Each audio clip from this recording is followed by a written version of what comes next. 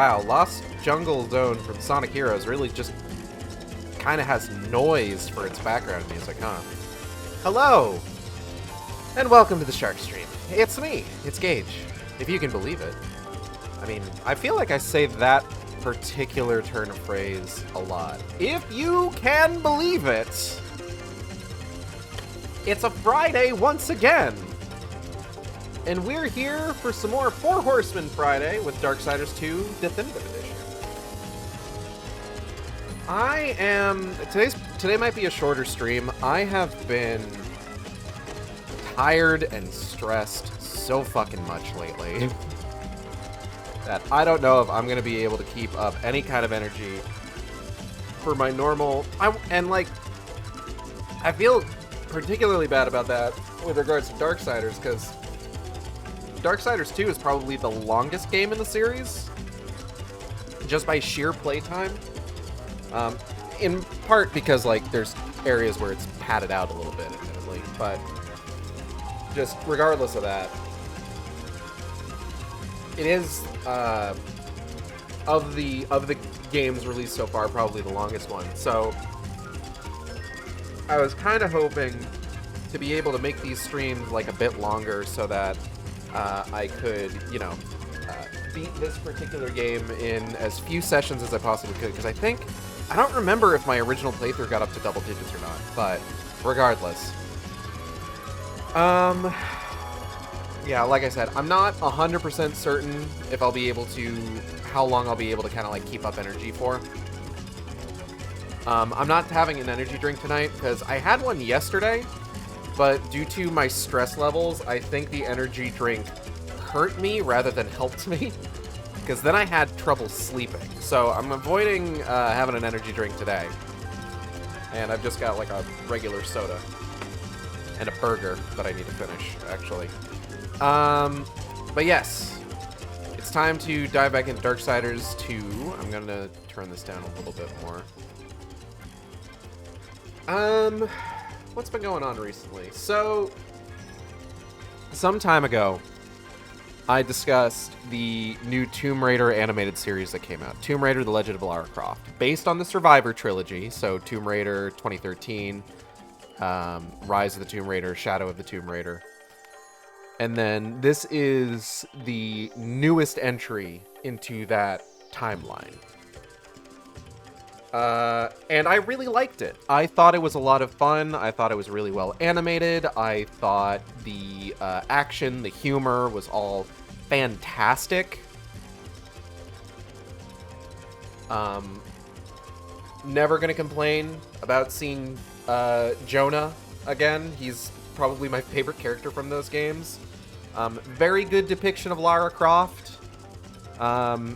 Definitely a step up from how they were writing her in the games themselves, which I gotta say I appreciated. Really good hook at the end of the quote-unquote first season. They announced today that Season 2 is on the way. And I mean, like, it's Netflix. We know it's not actually Season 2. It's the second half of Season 1. Regardless, quote-unquote Season 2 is on its way. And I'm very excited for that, because the hook at the end of Season 1 was that we were going to be revisiting a character that we haven't properly seen since the first game. Now, I have a general idea what happened to her, because I got a bunch of the Tomb Raider comics that were written by Gail Simone. Fantastic comics, by the way. But also, I don't know how canon those are, so for all I know, nothing in there has anything to do with anything. But essentially, if you're not familiar, the Survivor trilogy, the first Tomb Raider game, had a character whose name was Sam, who was basically the person you were trying to save throughout that game. It's very gal pal coded, let's say. And I think maybe that kind of scared them off putting her in future games, because she wasn't in Rise and she wasn't in Shadow. I believe the comics indicated she either got committed or arrested due to some shenanigans she got up to with Lara. And she was just like, Lara, I don't want anything to do with you anymore. She gets name-dropped a few times in Tomb Raider Legend of Lara Croft, which I wasn't expecting, but I did like to see. Only so that we can be informed that, you know, she and Lara aren't really talking right now, which is, you know, consistent.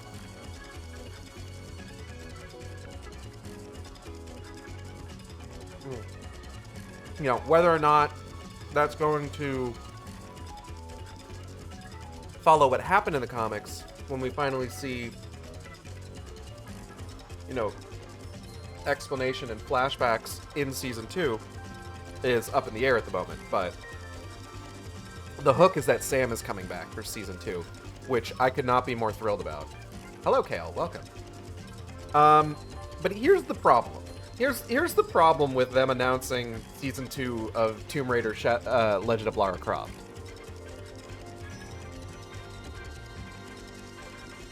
The press release described Season 1 as sort of an origin story. And Season 2 is where Lara would come into her own and become her iconic self.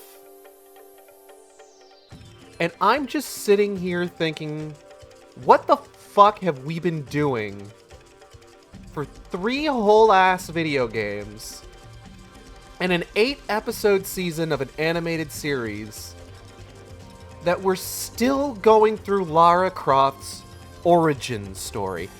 I swear to fucking God, every single game in the Survivor trilogy was, like, talked about in interviews and press releases about being like, oh, this is the story of Lara Croft becoming the iconic Tomb Raider. And it's just like, every game had something along those lines. And it's just like, we've spent 3 games becoming the Tomb Raider.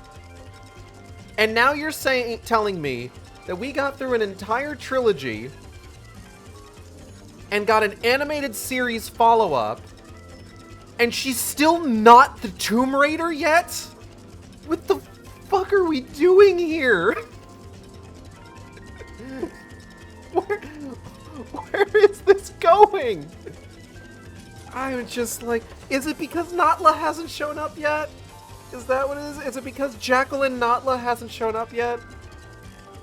Fuck. Did you know that Shadow of the Tomb Raider was originally supposed to end with her getting a letter from Jacqueline Natla, the antagonist of the very first Tomb Raider game? I'm upset they didn't do that. Because if there's anything that those games needed, it's horrifying homunculus meat centaurs. That's something that happens in Tomb Raider 1. You can look that up. Like I said, I really liked Tomb Raider Legend of Lara Croft. I thought it was a lot of fun. I thought it had a lot more stuff in it that, like, I really appreciated, that is more in line with sort of the vibe and energy that the original Tomb Raider games had, that I felt like were missing from the Survivor trilogy. If there's anything Survivor series needed, it's more death cutscenes, of course. What? Who said that? I'm not even, like, death cutscenes aren't even, like, necessarily a weird thing for Tomb Raider. Like, you had the Hand of Midas in the first game, in the original series. You had all of the quick time event sequences in Legend and oh god, what was the second one called from the Legend trilogy? Hold on, I need to remind myself now.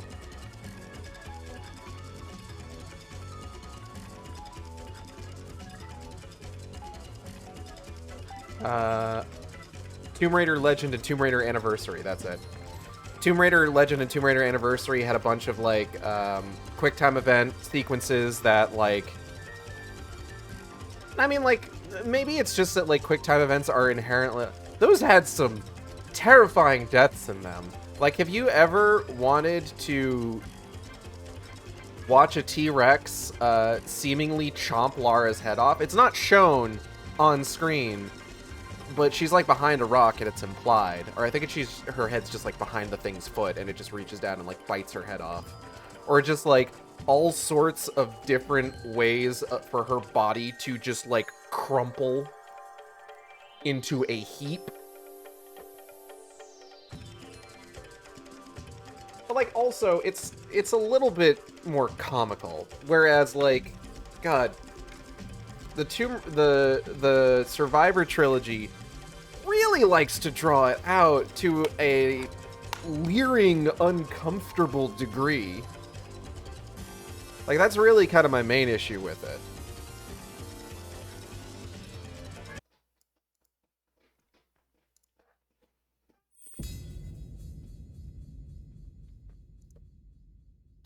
Excuse me.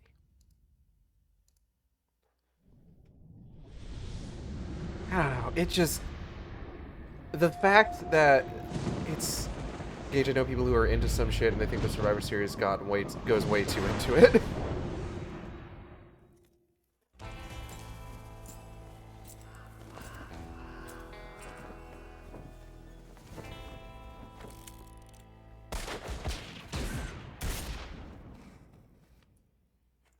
Listen, I think it goes way too... goes way too into it. That's all you really need to know. This has been the journey so far. The cauldron was cold, but the horsemen rekindled its fire. And in the hearts of the makers, an ember of hope was born. Hope for life, and for what lies beneath the earth. Sick.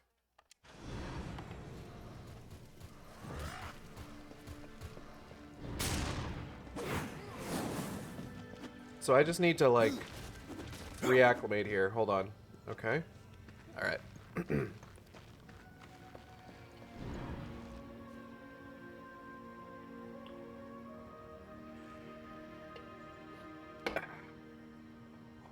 Love that Death doesn't practice trigger discipline. It's so on brand, I think. Maybe. Who can say? Yeah, I don't know. I saw that, but I saw that in the press release, and I lost my fucking mind. Because I'm sitting here just like, man, I've been following this series since like the mid-2000s. It's been a decade at this point. How is she not the Tomb Raider yet?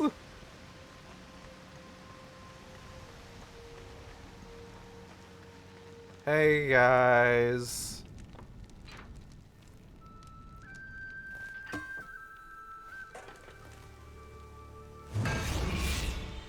Ma'am? God, I wish that were me.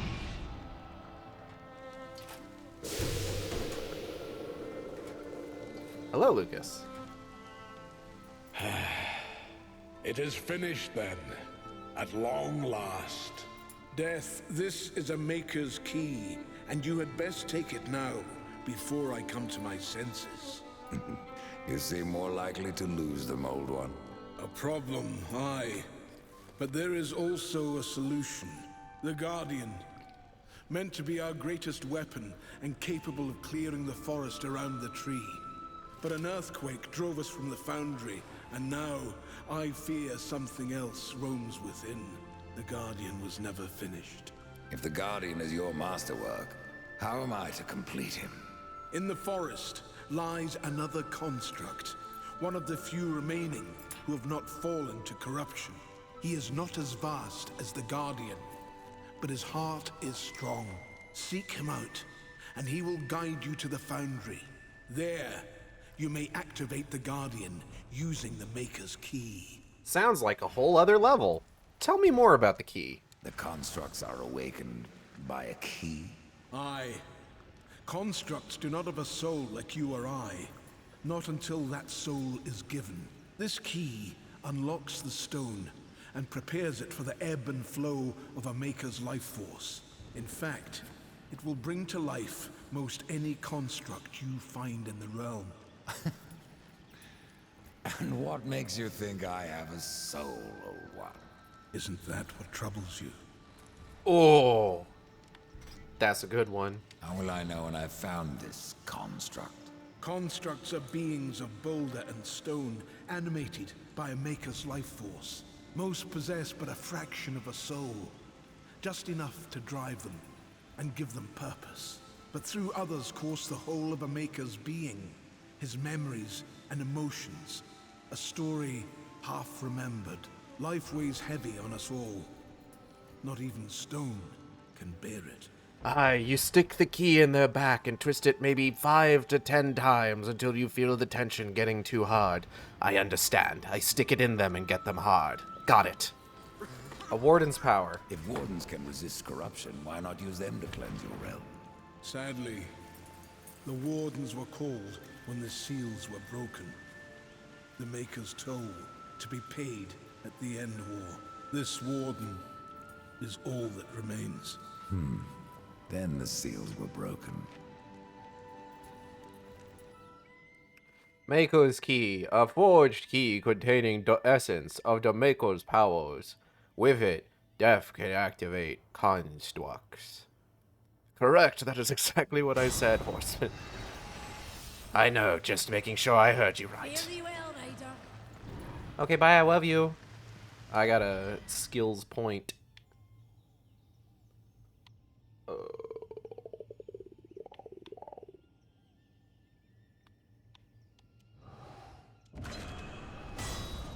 Ta-da! Alright, let me... Oh. Oh. Yeah, alright.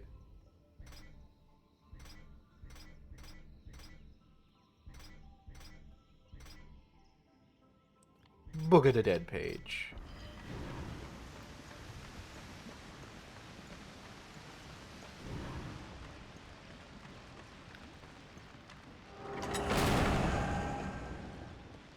I'm upset. My copy of Sonic X Shadow Generations isn't going to be here until Monday. This is some bullshit. What the fuck is the point of having Amazon Prime? I want to try fighting. I want to try fighting you. Fight me. I can end your troubles, Maker. Well, you're welcome to try. This blade is more ancient than you, Ryder. And taller to boot. I will break it, and you, down to size. It is taller. I'm surprised you've gotten this far.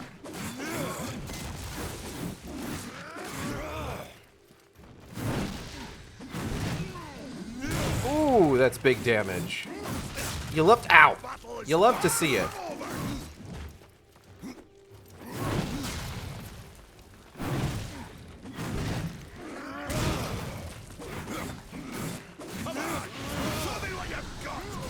Whoa! Ow. Ah, fuck. I didn't think you could get any uglier. Okay, cool. Are we done? Well, a battle won should never go unrewarded. You got lucky. Mayhaps I am too old to do this. Age isn't everything. So, you can fight an old warrior, but to earn your name, you'll have to do better than that. Baethir, Echidna, Argyll, these are what we makers call death. Echidnas? You kill them all, and mayhaps I will grant you are the true Reaper. Sounds like a challenge. If I'm to be your executioner, I would hear more of those that I'm to kill. I will tell you what I know. Where can I find Baethir? Baethir and her kind once ranged across the Forge lands, hunting us like cattle as we made this world our home. One by one, we hunted down and slayed the fell beasts. But Baethir, she made herself a deep burrow and slithers out only to feed. I only know that she's a beast of fire and smoke, and that she's made her lair beneath the earth. What of Gorwood? Once, Gorwood was a friend to my people. Then why seek my aid? Corruption has taken our forest, and Gorwood is a being of that old wood. Where one goes, so goes the other. Gorwood is filthy with corruption. He must be put down. Even I know the name Echidna. Why do you seek her death? An old debt, forged before your time. All know the Shadow Realm of Echidna. Why do you not travel there and kill her? I have tried, only to find her realm in chaos. The Spider Lords had bathed her throne in blood. Spider And Echidna Lords! was nowhere in sight. I spent years following her trail to the realm of the dead. Then, all this happened. I returned home to my people, and left old debts unpaid. Tell me about Argyll. Ah, a madman, a beast in need of killing. I had sight on the deed myself, when the current Lord of Bones rose up and defeated the mad king of the undead. The Bone Lord, you Argyll say? is no more. My bones have always told me otherwise. The old king lives. I'm sure of it. Alright, that sounds like a good one to have.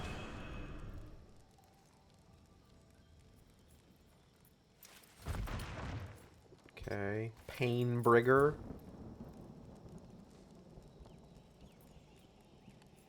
But that one's my favorite!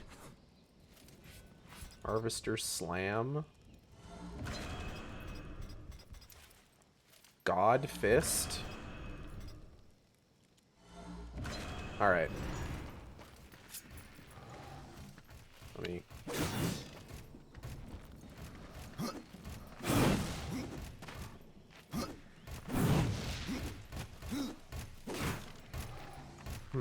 Alright. Well, those are... Well, those are all side quest things that we can do at any point, basically. I'm gonna burp? No. I said this before about this game. The voice acting is very good, but I think I prefer the cinematography of the first. I know this is likely due to the development having to be cut shorter, though.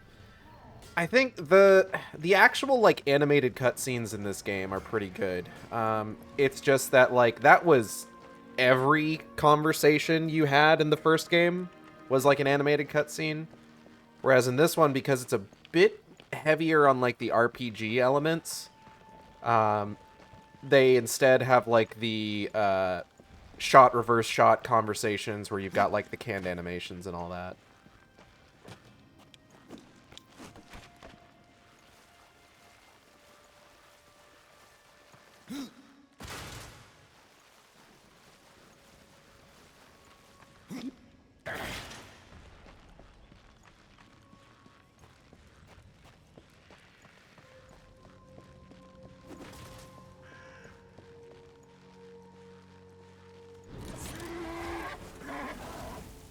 So, it looks like it's pointing me this way.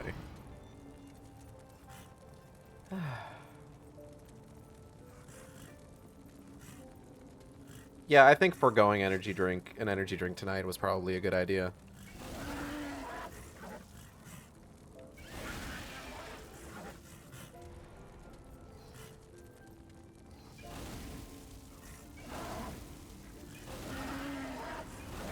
The Weeping Crag.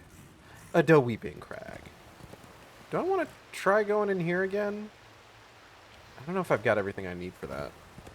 Am I crazy, or was there an announcement you brought up that they were going to update this in the other games again? It was just this, and it already happened. I am technically playing I am technically currently playing the Xbox Series X version of the game. Thanks to Microsoft Smart Delivery. Gotcha. To be clear, it's not the other announcement the other company had. Yeah, no. It's not. There wasn't the announcement that they were teasing. It's a different announcement.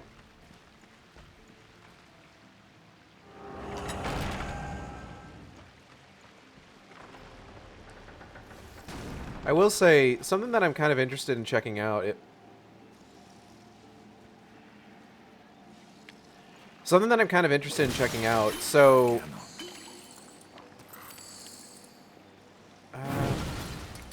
okay. Impossible.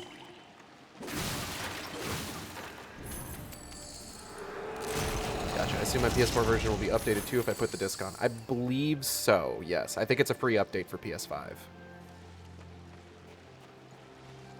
I could not tell you the difference. Because it has been far too long since I last played this game. Something that I'm kind of interested in checking out. Airship Syndicate, the developer that I believe Joe Mad, the artist who is like the creator of like Darksiders and all that, founded after Vigil Games went under. They have a game out that just got out of early access called... Oh, what was it called?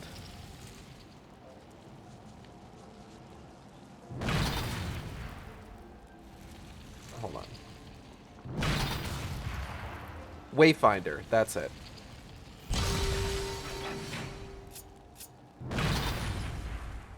And apparently, it's pretty good. I guess it started life as like a live service game, but they've removed the online requirement. And now it's basically just like a 3-person co-op game.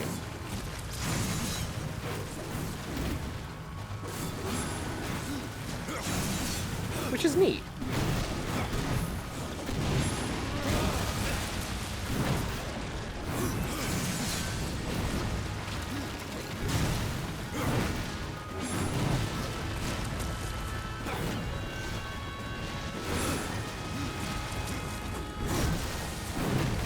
Like, you love to see it.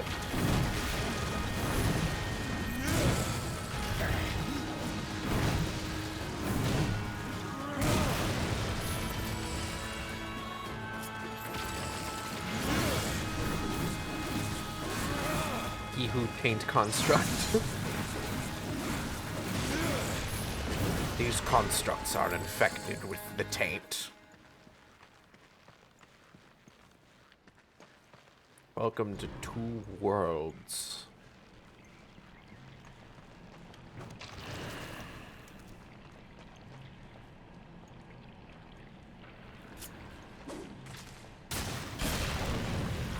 Oh, cool.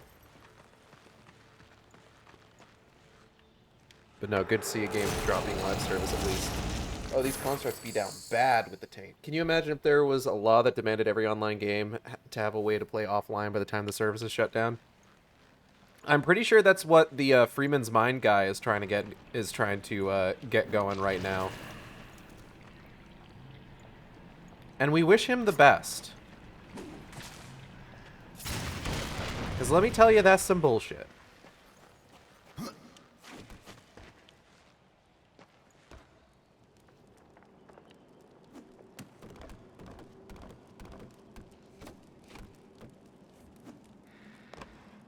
Okay.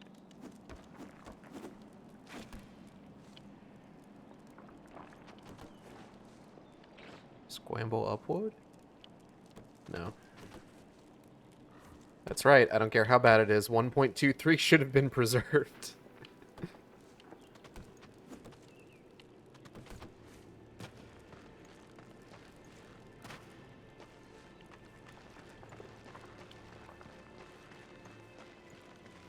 Nightmare.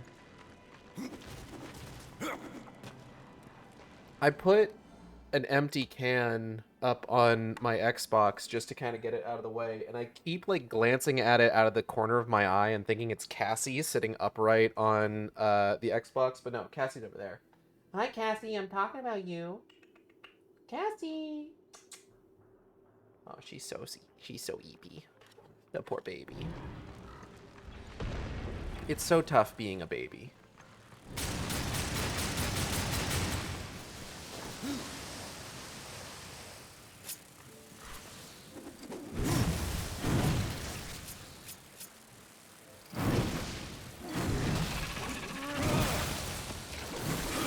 think Yoshi would sooner start up a 1.x server or go to jail? My money is on jail.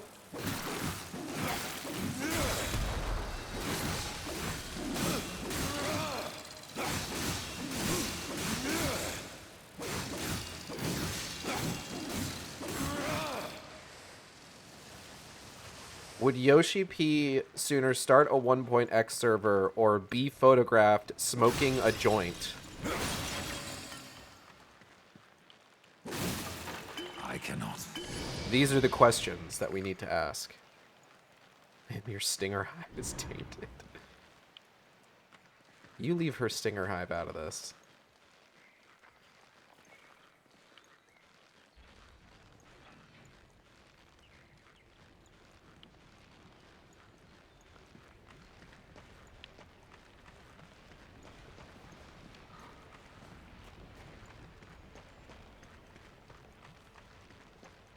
I think Koji Fox would try that and Yoshi P would bite into the joint in a this is how it works right way.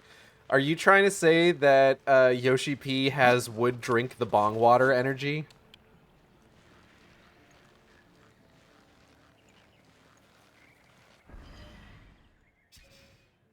I'm trying to figure out where the fuck I'm going. Hold on.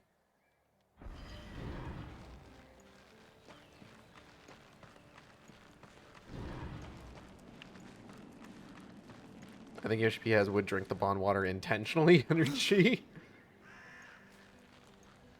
Only intentionally because he thinks that's what you're supposed to do.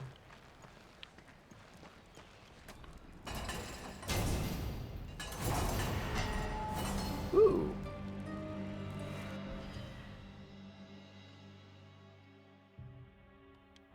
I think this cycles back somewhere. Yeah, this is like the opening. I think OGP should push for 2 more ring slots for characters so that everyone could wear as many as he does IRL. Honestly, out of anyone on the staff, I'd do a rotation with FoxClan. FoxClan.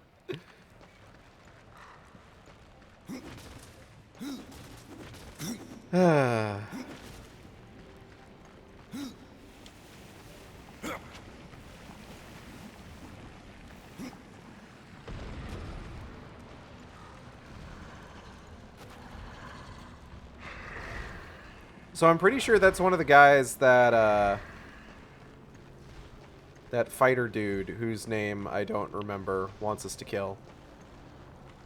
That huge fuck off bat. But we can't do anything with it right now because we don't have the requisite gadgets to get to him. What's this do? Thane of Whiterun. Is that his name? Thane? Sounds right.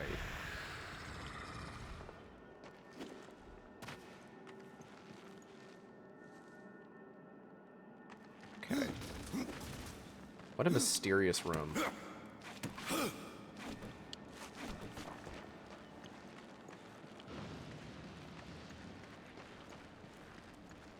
Ah. I see. There's things I have to do here. Oh. Oink.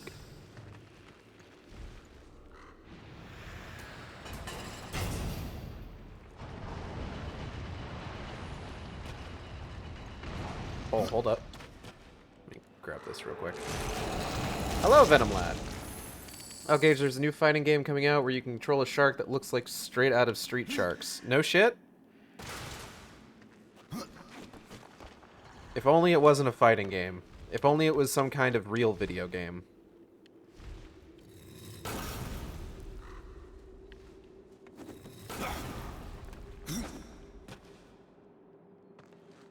I can't do anything with this right now, it seems like. Well, hold on. Ah, okay.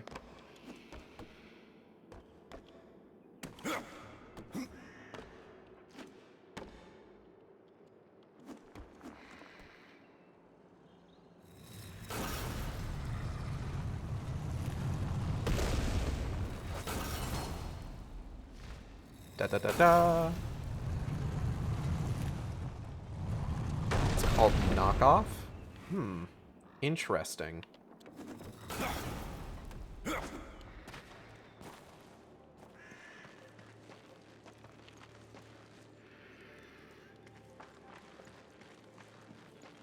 Okay, I see what I gotta do. We found it. Thal's ball. Just the one, though. He lost the other in the war.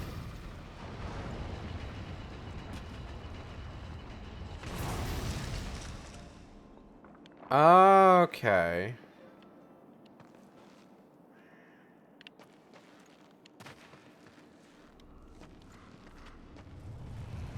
Nald has the other. Oh, yeah, true.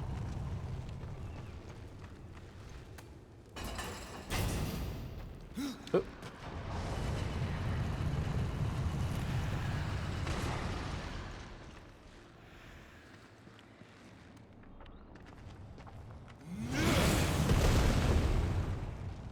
You stay right there. Up. Yeah, that's what I thought.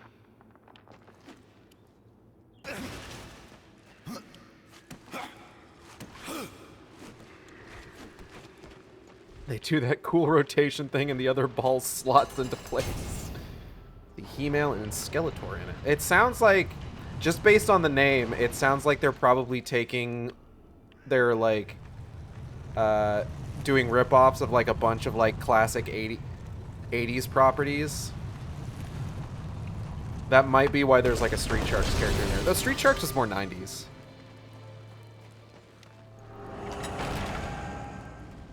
Who's the coolest action figure on the playground? Oh, okay. Okay, I think I remember seeing something like that. Pretty sure, at least. No. Yes. I will take that. Still has the one titty out, though.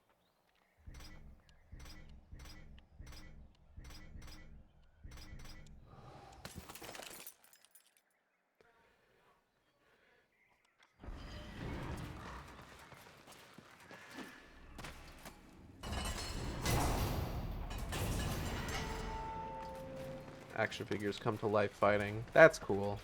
I like the sound of that. That sounds neat. Oh god, this thing's alive again. Hey.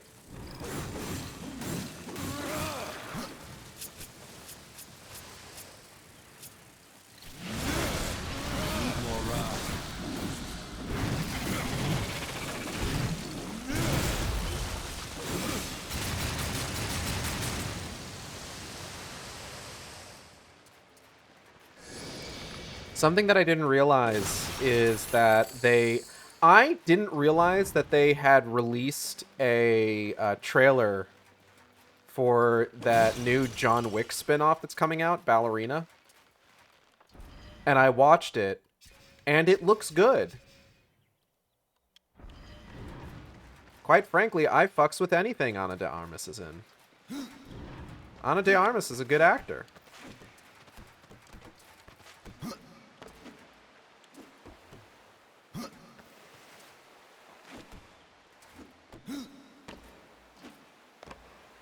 There was something about her cameo in, oh god, what is it?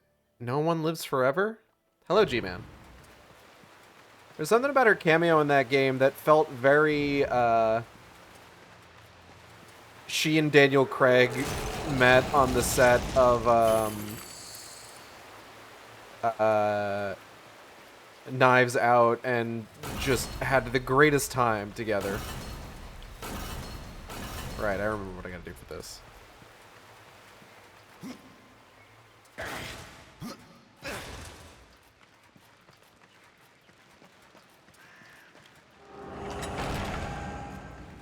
I really like the Daniel Craig James Bond movies, just kind of on the whole.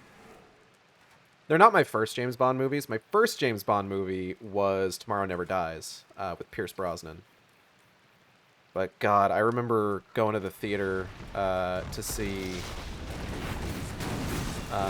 Casino Royale, and it just being the sickest fucking shit ever.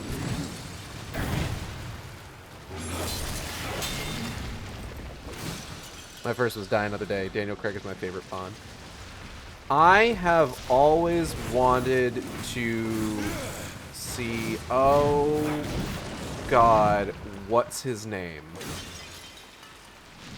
Oh, it's the actor. He plays the dude who owns the supermarket in Hot Fuzz.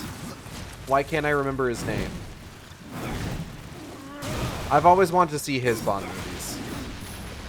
I don't remember if my first one was GoldenEye or one of the Roger Moore ones. All I know about the Roger Moore ones is that my dad hates the Roger Moore movies. I say hates, but that would imply that my dad has like a strong opinion on a film. He just doesn't like Roger Moore as Bond. That sounds meaner to my dad than I meant it to be. Timothy Dalton, that's it.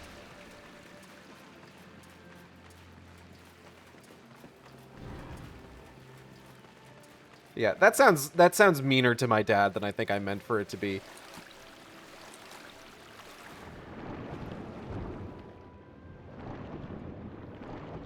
My dad enjoys movies. It's just one of these days I'd like for him to like have an emotional reaction to one. Oh no, that still sounds mean. I'm trying to be nice. I swear to God. Like, I think I've talked about this before. Like, every single time I've gone to see a movie with my dad, I've asked him what he thought about it afterwards, and he's just like, it was okay. Like, that's just every time, regardless of the actual, like, quality of the film itself. Roger Moore's Bond is weird if you're coming from GoldenEye, because they're all silly. Is Roger Moore the one where in one of the movies he casually parks the car that got cut in half like a cartoon character? Gage, is there something you want to tell us about your dad? What do you mean?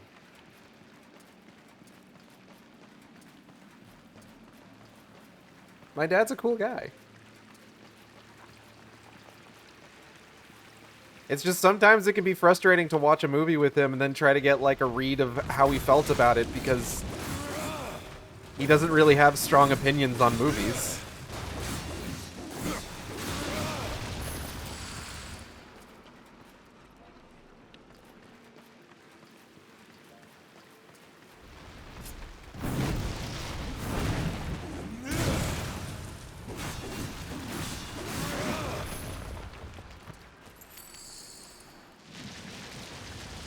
They also have a big space battle. Dude gets... Is that Moonraker?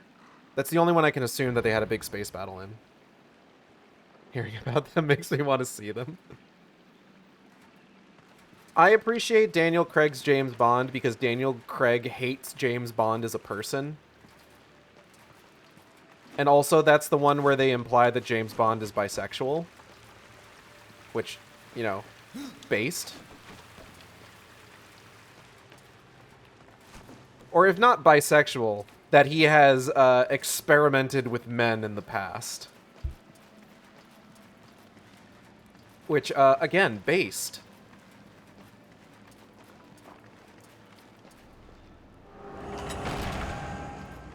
Do you think James Bond and Felix Leiter ever explored each other's bodies?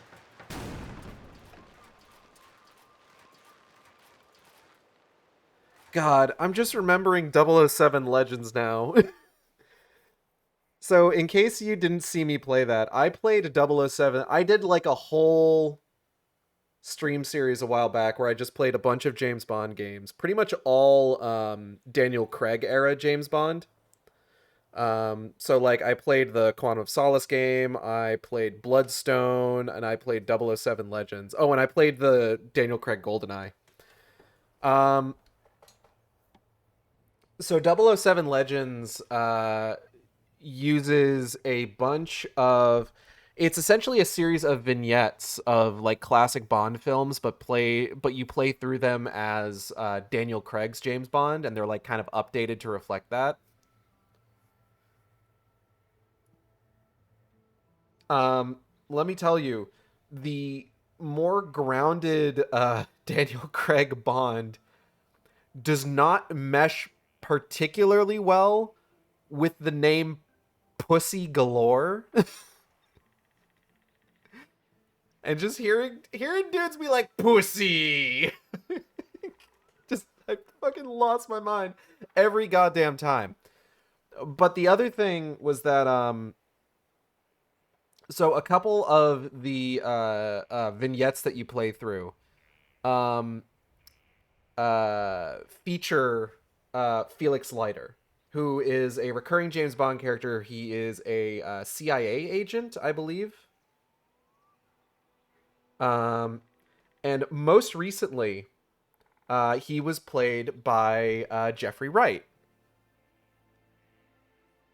who is a black man.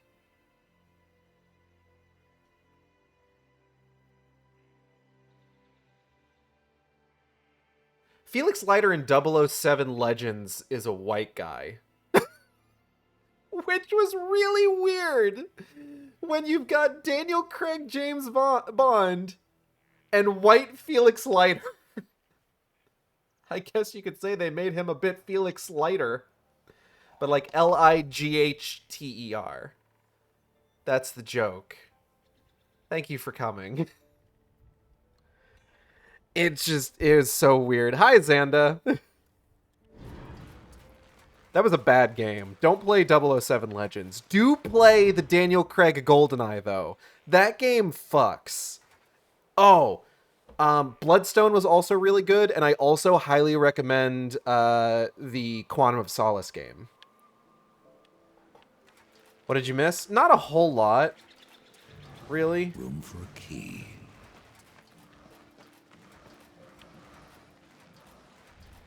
We haven't gotten too far in to today's sesh. Hi, Karn. Let's go pop this bad boy open. Still unironically enjoy the N64 GoldenEye single player. I mean, N64 GoldenEye is pretty good.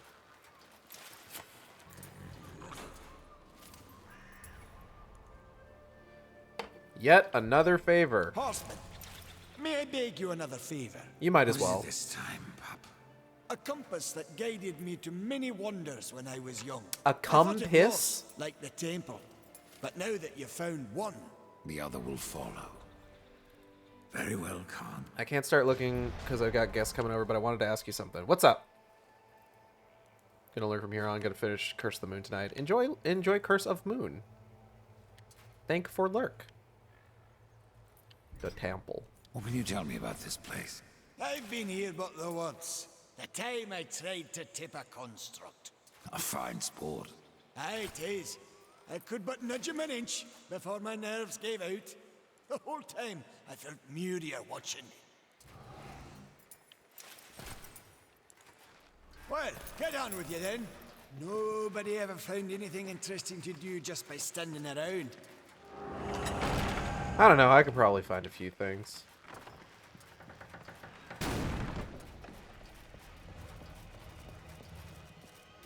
Ah! I'm under attack. Boot. My boat take. What am I saying? Ow.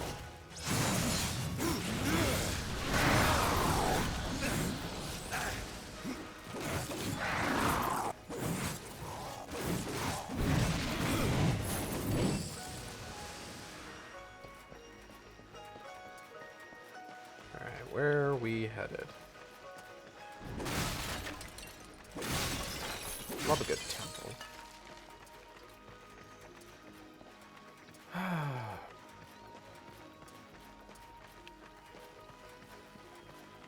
I watched the Lake House VOD yesterday, and I had a thought. Do you think that these people always existed and that Wake's writing changed their lives, or is it possible that Wake literally writes people into existence? Oh, well, that's a fucking question, isn't it? So...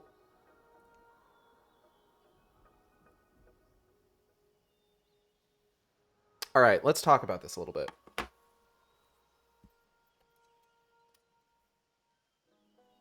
Let's take a moment. Let's take a moment here. So let's assume, perhaps,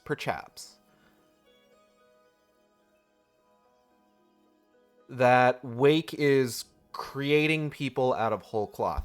This is actually kind of like, did they exist before Alan wrote about them? Can we prove it one way or the other? Not really, no. Because, so this is actually part of what drove Nightingale kind of nuts. The idea that there is somebody who is responsible for all of like the awful shit that he dealt with in his life. That's kind of why he went nuts in Alan Wake 1. Um if we follow that thread, there is the implication that the Federal Bureau of Control, and in addition to that, literally everything that the Federal Bureau of Control deals with could have potentially all been written into existence retroactively to give Wake a way out of Cauldron Lake.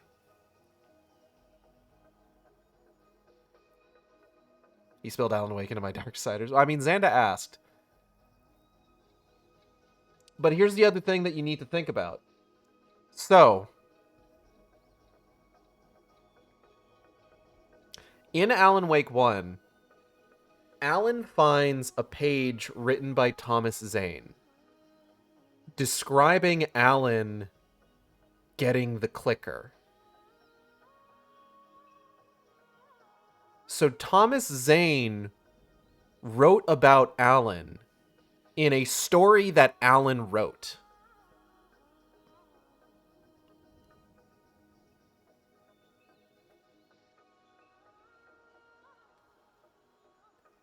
So is Alan even necessarily... Did Alan exist before Thomas Zane wrote about him? But did Alan write this page into existence by writing about Thomas Zane, writing about him? Did Alan close some kind of loop with him creating himself by having Thomas Zane create him in a written page?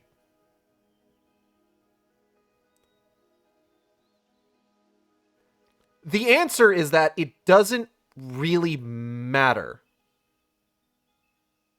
We're talking about the game where the VGAs are theoretically canon.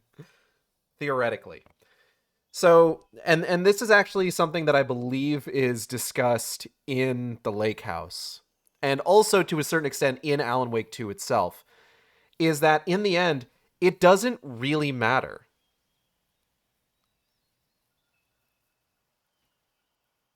Because at the end of the day, like,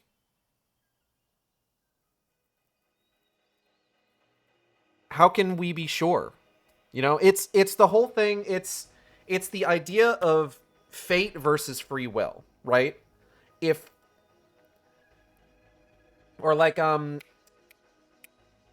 God, what is it? Calvinist Protestantism, where it's just like the idea is that like it's already, the decision of whether you're getting into heaven or hell has already been made, and you basically just kind of need to ride it out. Like,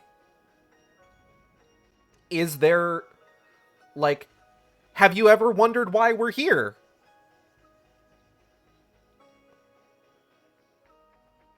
I don't know, man, but it keeps me up at night. No, I mean here in this canyon. Anyway, no, it's the idea of free will versus fate. If there is something that is controlling our every action, then realistically speaking, who fucking cares at that point? You know? If there is something out there that is determining everything that I do, if there is something out there that determined the fact that I would sit here in a stream of Darksiders 2 and discuss the concepts of free will and fate as they relate to the Alan Wake 2 DLC, what do I gain by worrying about that?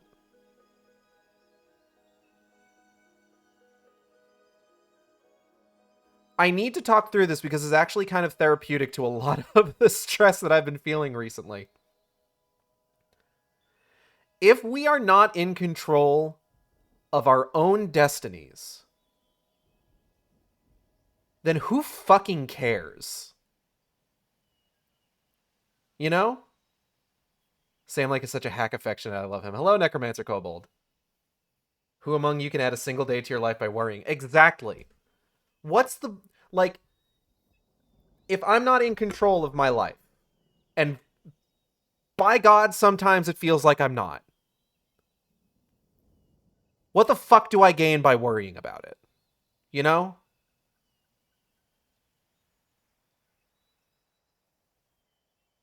Does that mean that I'm going to stop caring about anything? No, absolutely not. You should still... It's... Look. It's not worth it to worry. Necromancer Kobold, thank you for the subscription. It's not worth it to worry about whether or not we are nominally in control of our lives. But that doesn't mean you stop giving a shit. You know what I mean? Are you picking up what I'm putting down? I'm not even 100% sure if I know what I mean. But like I said, this is actually a bit therapeutic for me right in this moment to talk through this. No, fair enough. Fair enough. Fair enough.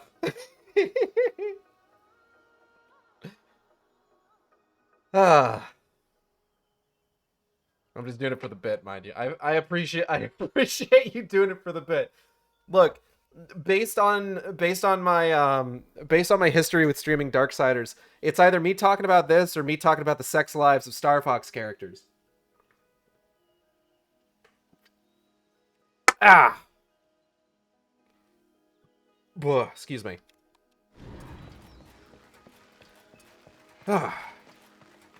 Thank you for asking that question, Xanda. That actually, talking through that actually made me feel really good. Made me feel a lot better. I really appreciate that.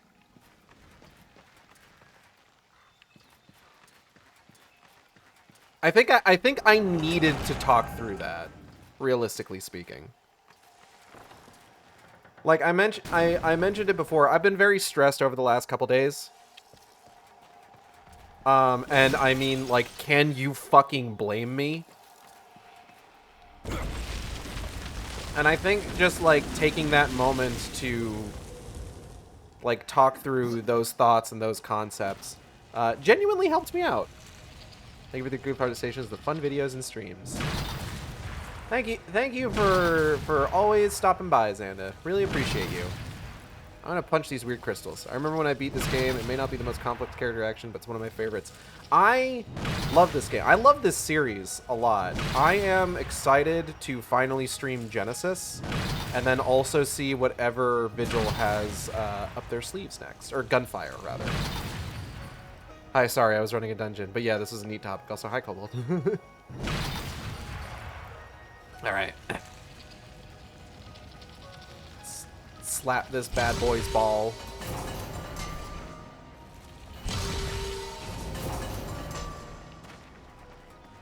In the hole, I mean. Slap it in the hole. That doesn't sound much better.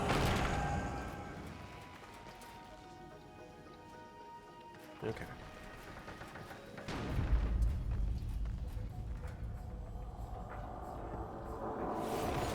Oh, that thing looks fucked up. This bitch infected with the taint.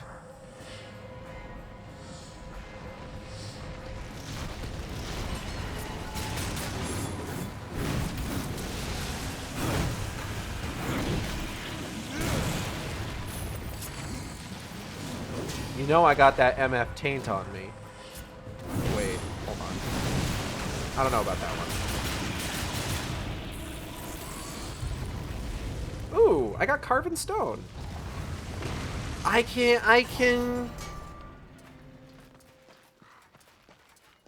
finish the side quest for Shami Mommy. Why are we here? Honestly, I'm here because I love when Gage pauses the game to go off on a tangent for 5 to 10 minutes. Not sarcasm. I do love doing that, honestly. Especially when it's a topic that, like, genuinely energizes me. Like Archie Sonic.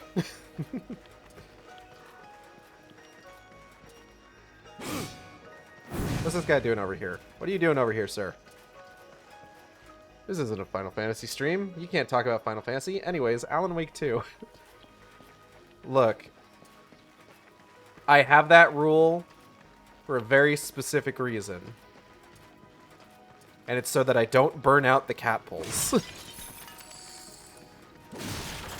Impossible. Impossible.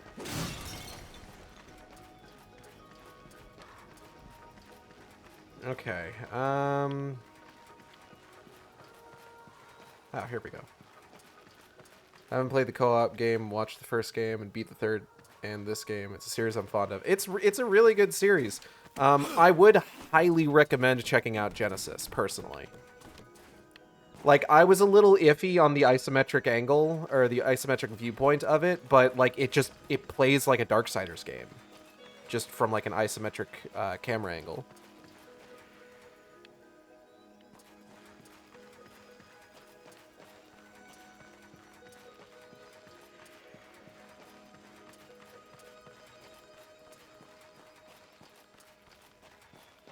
I'm excited to run through Darksiders 3 again. Fury is my favorite horseman. Is Genesis the co-op one with Sorrow and Wrath? It's Strife and War. Don't you like me with your $30 haircut? Can't stop addicted to the shindig. Chopped off me says another wimpy. Choose not the life of imitation. Distant costs unto the reservation. The funky pistol what you wait for. This punk the feeling that you stay for. In time I want to be your best friend. This big love is listing on the West End. Xanda, thank you for the $30 donation.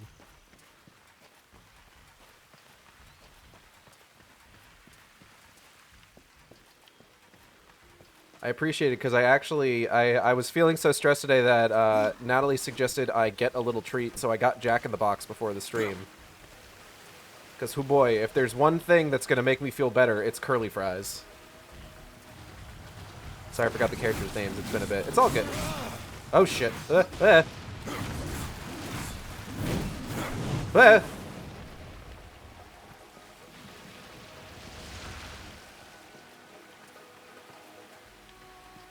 Yeah, no, don't worry about it. I mean, how dare you?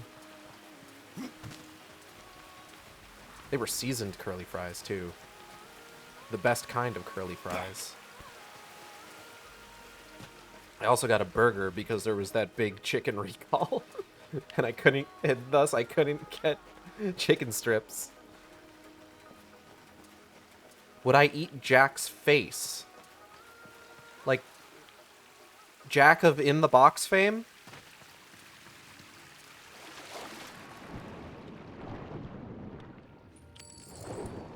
Yeah, I don't know. What's his face made out of? This is important. This will determine my answer. Important question before I continue talking. Have you played all of this 1 and 3? I have played all. This is... So, okay. My last stream of Darksiders 1, this stream, and my next stream of Darksiders 3 are my second time streaming through these games, and even prior to those, I had played through all of them. So yeah, I've played all the way through the entire Darksiders series thus far. I even read the book, and you can find the stream of me reading the book on youtube.com/@acidxshark. Bite into Jack's face. Does it pop like a balloon or do curly fries spill out? It's made of it's made of flapjacks? Okay. Do I get to put anything on it, like syrup or anything? Or do I just have to eat that shit raw? Give it to us raw and wriggling, Precious. I'm so sorry. I'm so sorry that I said that. This isn't even a Lord of the Rings stream. Hey, bada bing.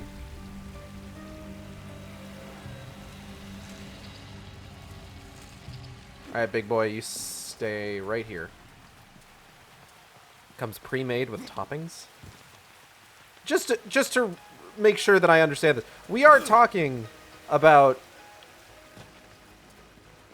like, the Jack in the Box mascot man eating his face. What toppings does it have?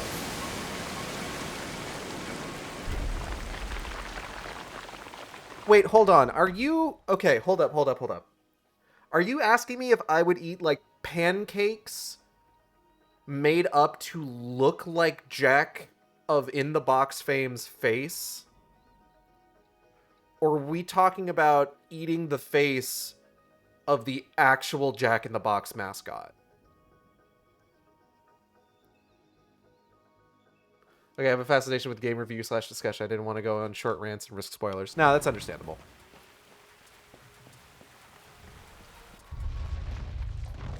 Bad guys.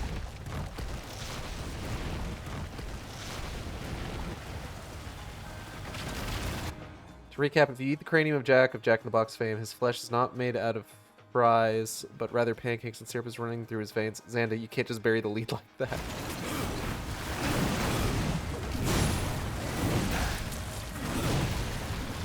Xanda hasn't actually answered my question, is the thing.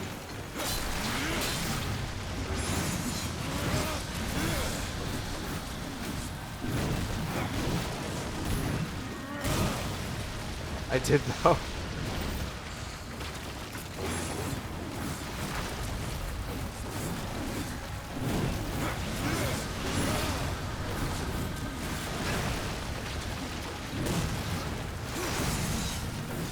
Alright, give me 1 second. Give me 1 second. Give me 1 second.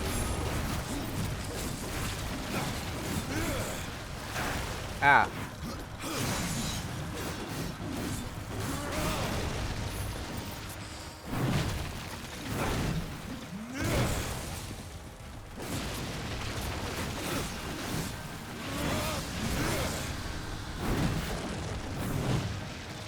Yeah, I wish I liked the third game as much as this one. The controls felt like they were fighting me the whole time. That's unfortunate. Did you play it only on release, or did you play it more recently? Because I know on release it was set up a lot more like a Dark Souls game in terms of the way the fighting controlled, but then they patched it to put in a control scheme that controls a little bit more like classic Darksiders, with like dodge cancels and stuff. Close to release on console. Okay. Have you played it since? Pancakes made up to look like Jack in the Box's mascot's face with whipped cream and fruit. You may use syrup. Okay. Okay. Is whipped cream sprayed onto the pancake like Jack's eyes and mouths with 2 chocolate chips for the pupils? Is the whipped cream sprayed on in such a way that it looks kind of lewd, actually?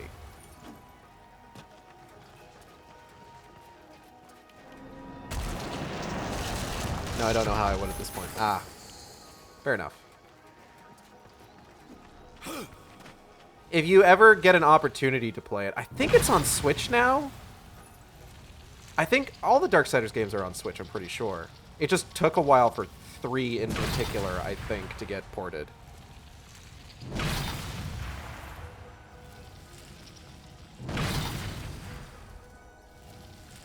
This is... Come on. There we go. But, like, if you get an opportunity to give it another shot, I would highly recommend it. To see if the update to the control scheme. Oh, hold on. But to see if that improves the experience for you.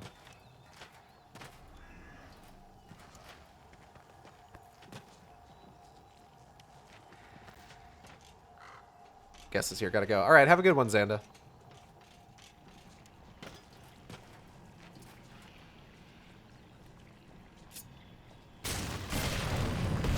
Ball. Why don't we end it? I mean, I would eat a pancake. Like that. Like, look, as soon as it ended up not being about the actual face of the Jack in the Box mascot, as if he was like a flesh and blood man, Like, the question kind of lost all stakes. I put context in the Catpool server for you. Oh boy, hold on. Let me take a look at this.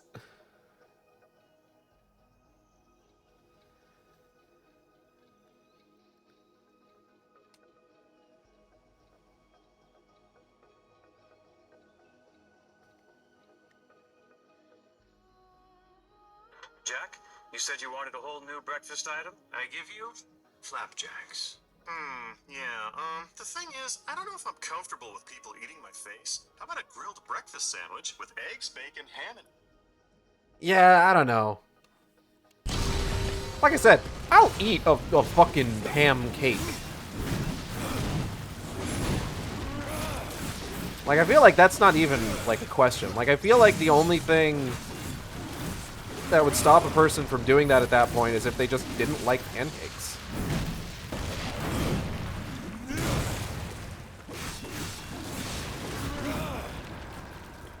Am I alone in hating the Earth missions in this game?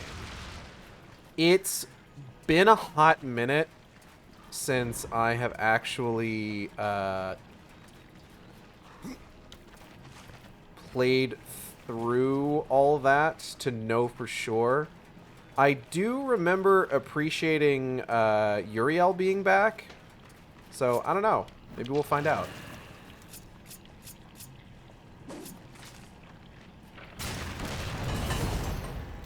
Okay. Oh, alright.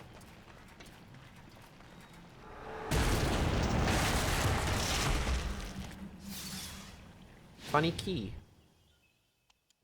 Skeleton key. Ba da da da da da da da da da da da da da da.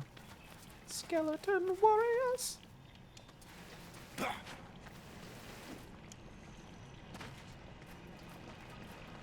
Why did every single, like,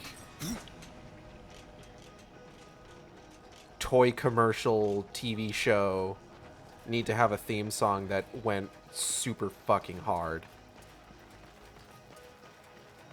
It just feels like every single one of them had, like, a fucking sick-ass theme.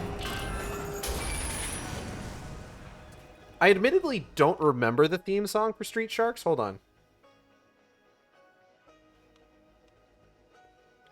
We're gonna look at the Street Sharks theme real quick on my phone.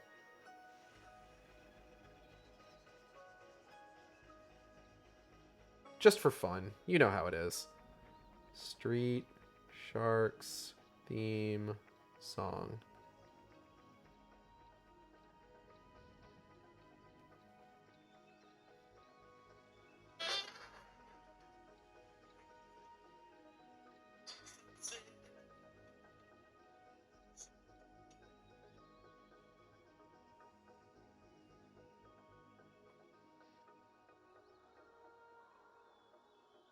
Okay, yeah, no, this goes fucking hard.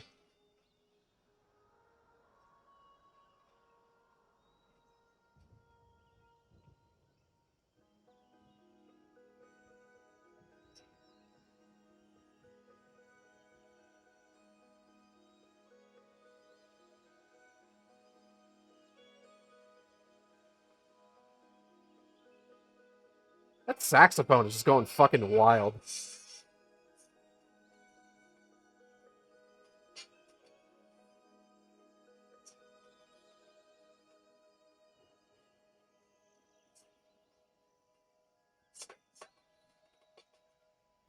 Okay, yeah.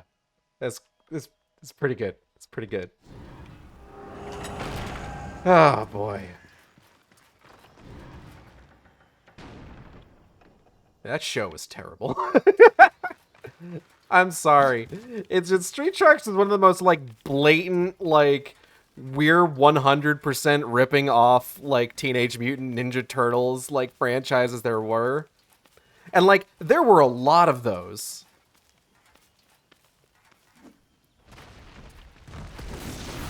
Fucking Cowboys of Moo Mesa. Biker Mice from Mars.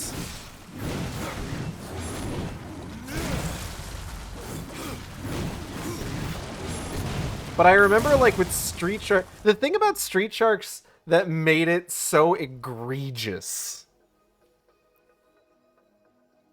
was that they hated pizza. Like, why would you do that? Why would you do that specifically? Like, they were so up their own ass about how much of a ripoff of TMNT it was that they made their main characters hate pizza. Who the fuck hates pizza? Absolutely absurd. Sharks are kind of... Venom... They ate literally everything in that show. The one thing they didn't eat was pizza. Better than Hanna-Barbera, they made Scooby-Doo and spent the next couple of decades making their own ripoffs. Why would you fight me on this?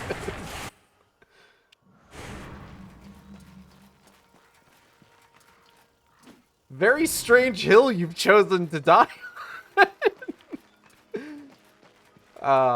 I do love Street Sharks, though. It's been a hot minute since I've actually, like, watched the series. I think Natalie's mom got me, like, a DVD set forever ago. And I know that, I think Discotech put out, like, a standard definition Blu-ray.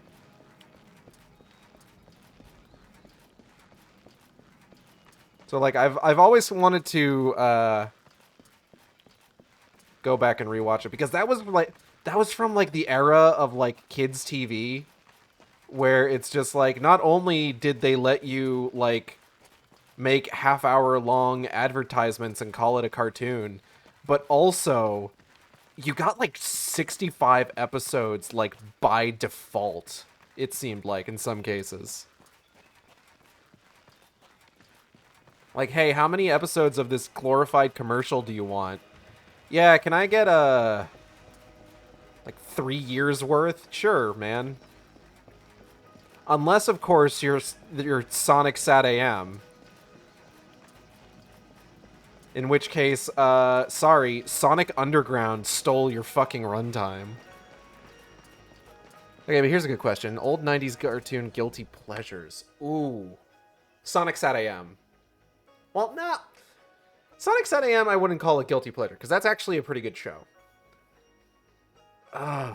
Do I have any guilty pleasures for, like, cartoons from the 90s?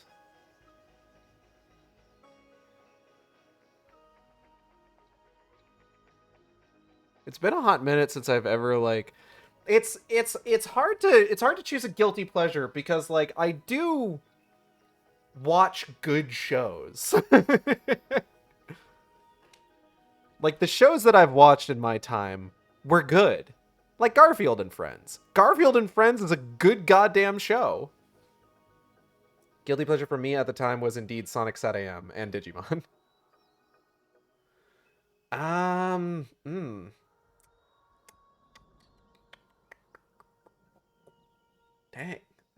that is a question.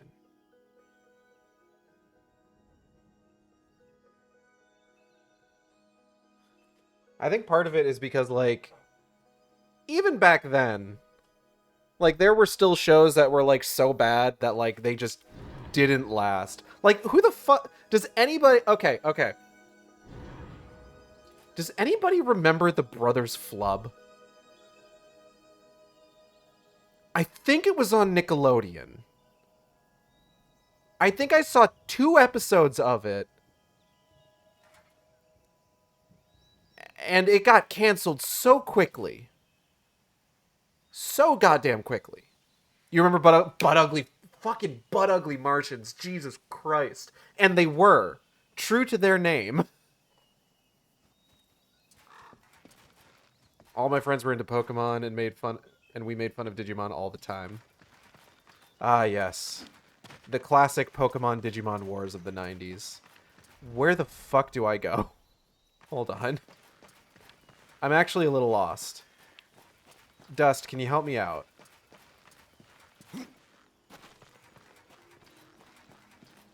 Where am I going, big guy?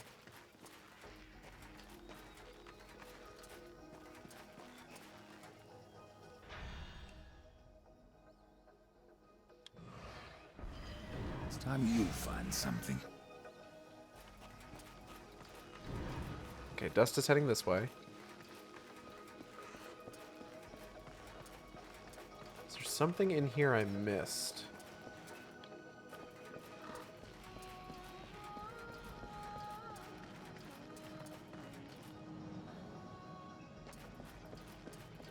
Hold on, hold on.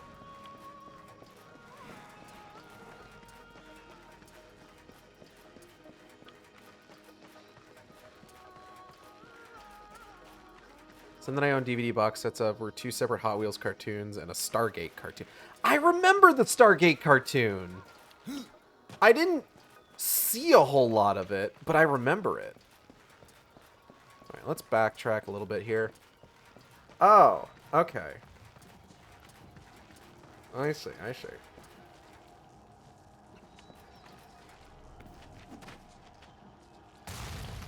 You know what I always thought was a weird cartoon? Brace face.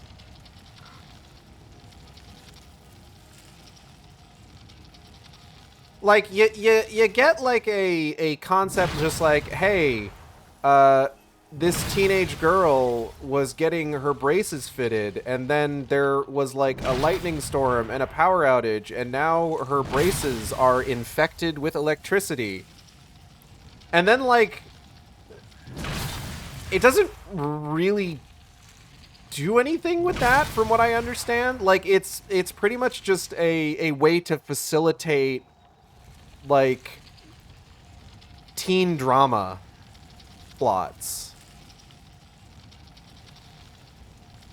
Like, you had her braces get infected with electricity. That feels like I'm out here expecting, like, some kind of, like, Secret World of Alex Mack shit, you know? Does anybody remember the Secret World of Alex Mack? Are there any 90s kids here who remember the 90s? Please, I need to know. I need to know I'm not the only one. I cannot. I regret to inform you that I did not have cable. Fair enough.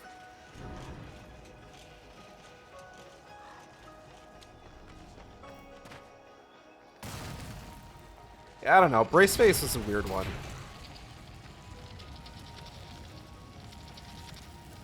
I think there is an episode where she gets her period. I think that's one of the few episodes I saw. And I didn't understand what was happening. I don't remember that show, but I remember a lot from the 90s. It's the only thing that keeps me sane.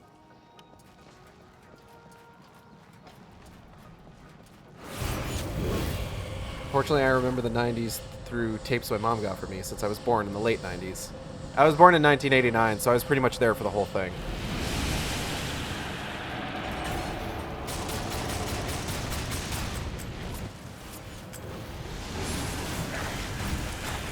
Ow.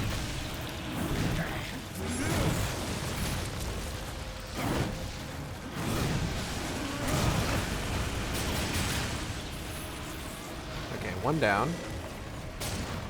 Damn, alright.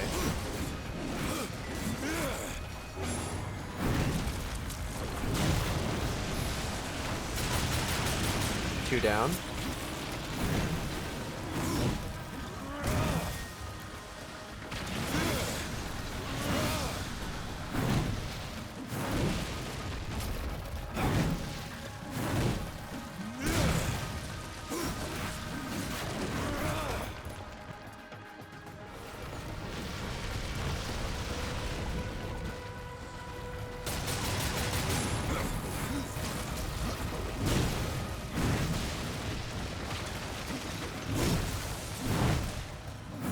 I gotta focus on B10 dudes up real quick, so give me a second.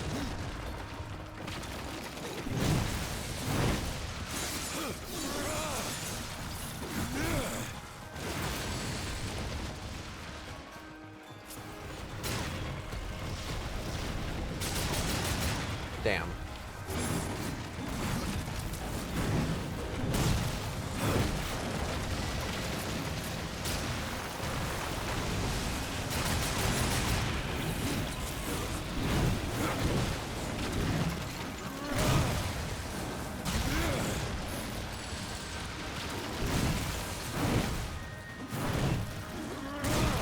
Bazinga.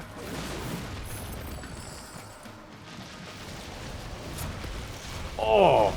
Construct champion. Oh! Reaper form.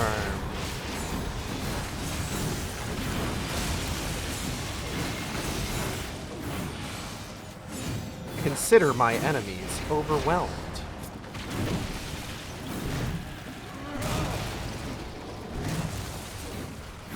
Oh.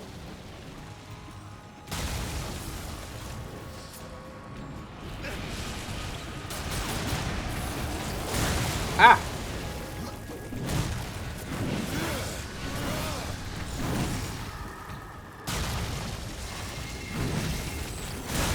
Ow! Bitch!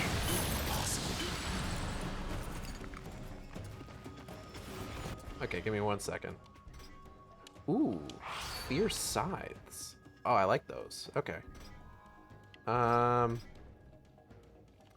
should probably feed things to this. Well, hold on. Let me... Nomad Shroud, Ravager Pauldron.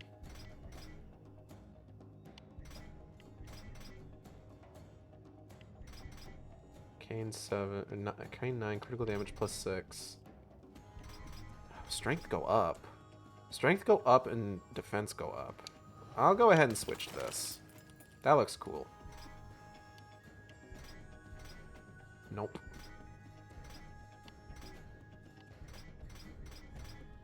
Nope. Okay, now we feed this.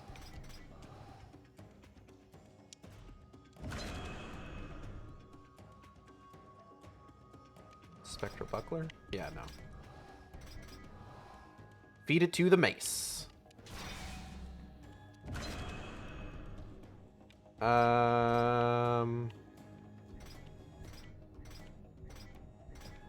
Let's do frost damage.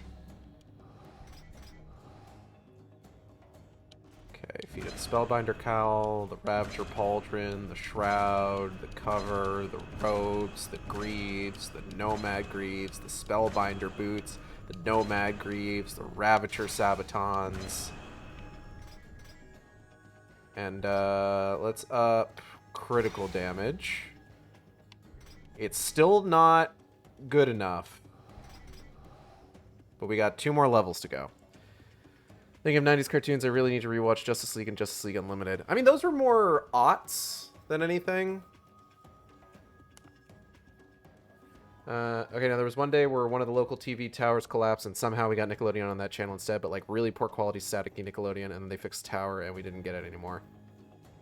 Batman TAS was the 90s, that's true. I think as was... Oh god, I think Batman the Animated Series and the Superman Animated Series were both 90s. I still remember, like, the channels that, like,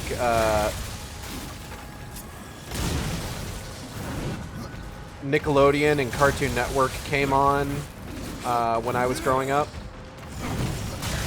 Ow. Oh.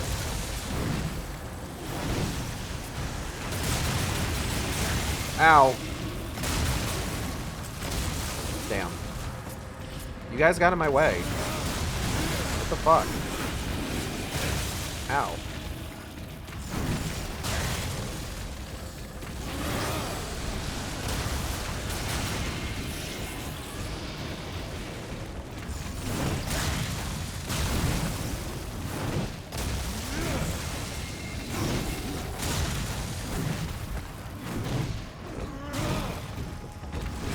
Okay, 1 down.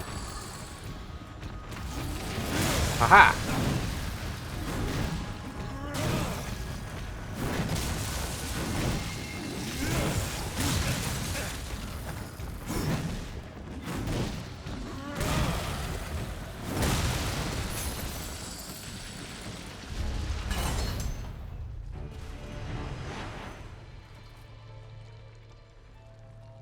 Whew, alright. But yeah, I remember there was like a cluster of channels I would switch between because there was the Disney Channel,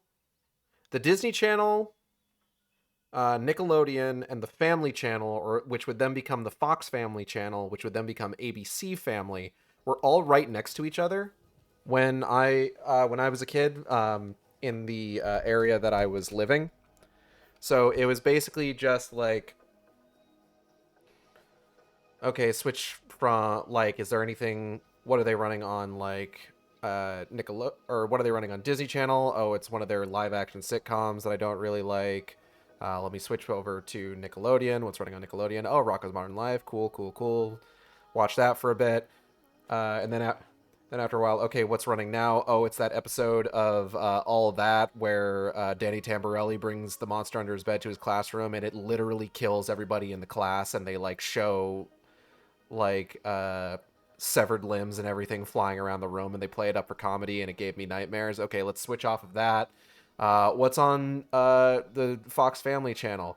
Oh, they got all those cartoons from, like, France that are, like, redubbed. What's this one called? Walter Melon? Sure, let's fucking watch that, I guess. That skit is real, by the way. For the longest time, I thought I was fucking nuts because I remembered that so vividly because it gave me fucking nightmares. And then recently I found out that they have all of that on Paramount Plus, and I went back to try and find that episode, and I found it. And it's still kind of terrifying, actually.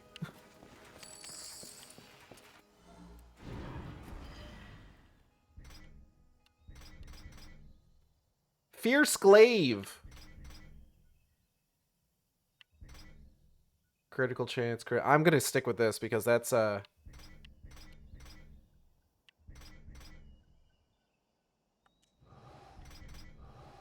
Feed the Fierce Glaive to it. Alright, let's check the gloves. Ooh. Yeah. Go ahead and do that.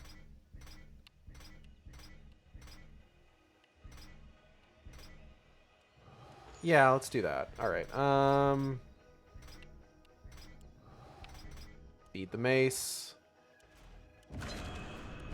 Alright.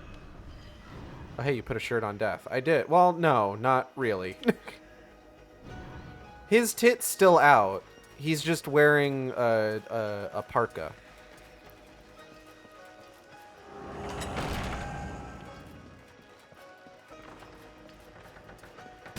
And then I remember Cartoon... I think we did eventually get Cartoon Network, but it was, like, way up in, like, the 70s.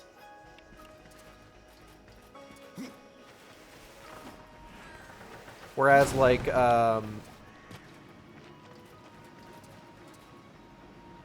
Nickelodeon, Disney, and ABC Family were all in, like, the mid-20s.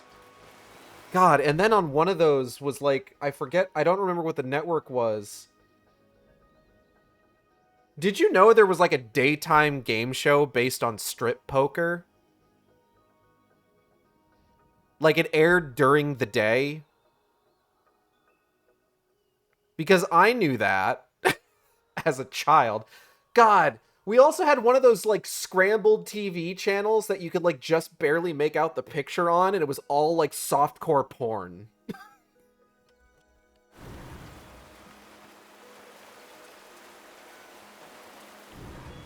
Cable TV was kind of a fucking ride.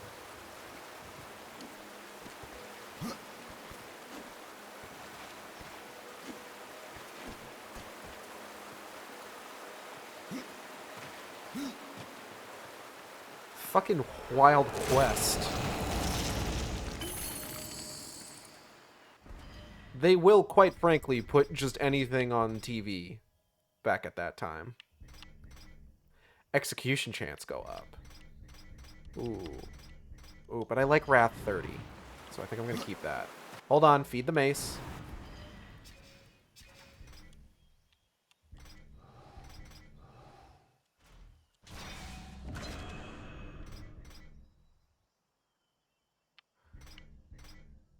Critical damage up. It's still not good enough. It has one more level to improve over the Masher of Karkinos, but I don't think it's going to do it. Is that the cum piss? It is. It's the Compass. Journeyman Compass. My super fuzzy channels were Univision and Telemundo, and then I think there was one extremely Christian channel that we got on a clear day.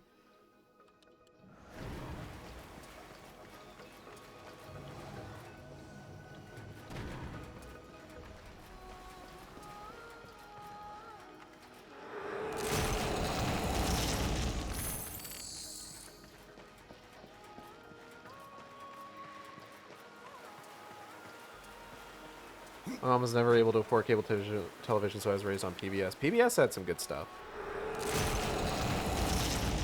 You know what Christian kids media was before VeggieTales Gage? Puppet shows. I did know that.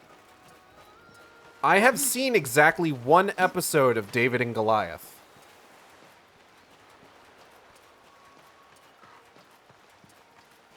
This stupid fucking kid decided to, like, this is me describing a David and Goliath plot, by the way.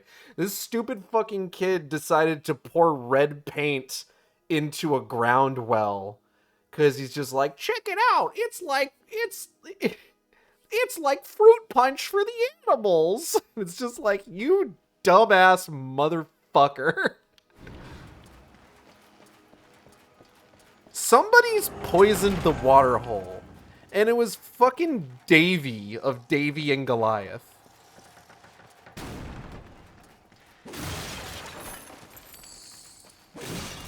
This stupid bitch.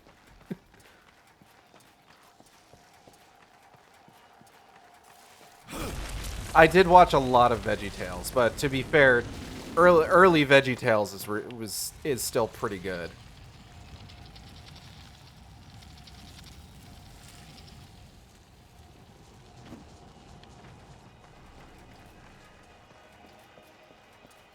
VeggieTales does fuck, it's true.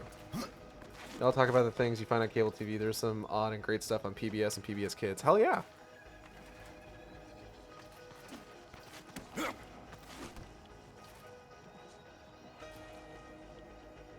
It used to be that Christian children's shows could be funny without, and also not have to, like, pretend they weren't Christian shows.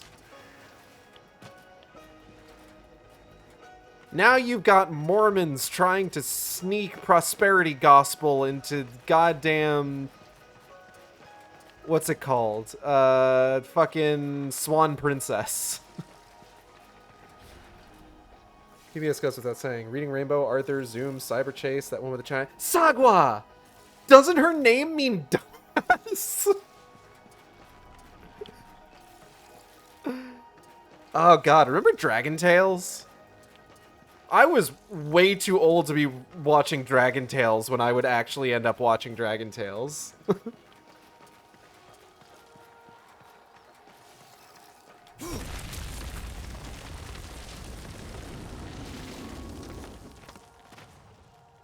Was the one with the actors had live dogs for heads? I feel, wasn't that like a Sesame Street bit? I don't really remember.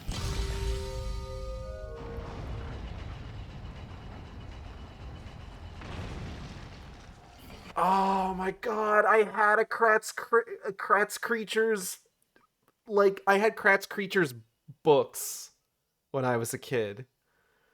Oh. It was so cool.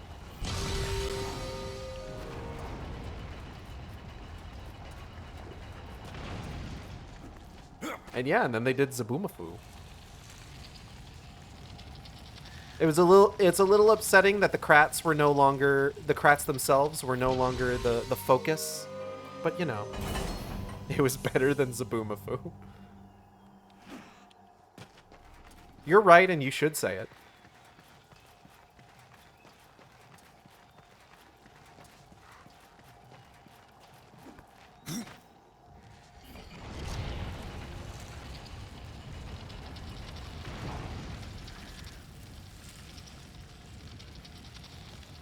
Yeah, excuse me.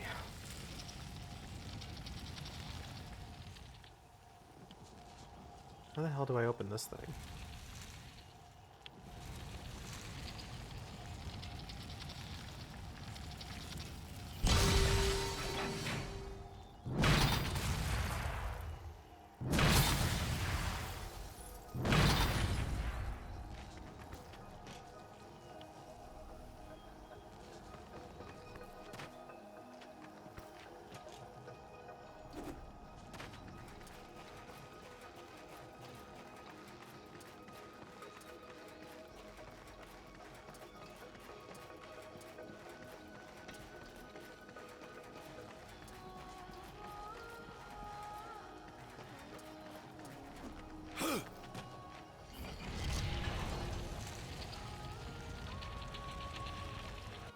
God, I'm remembering all the fucking, like, Bill Nye the Science Guy episodes that they'd put on during, like, science class whenever the teacher didn't want to, like, teach for the day.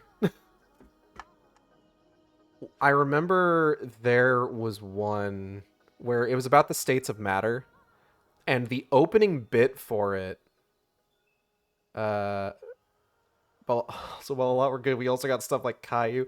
I haven't seen Caillou, so I don't understand the comedy of Caillou hate. Hold on, let me...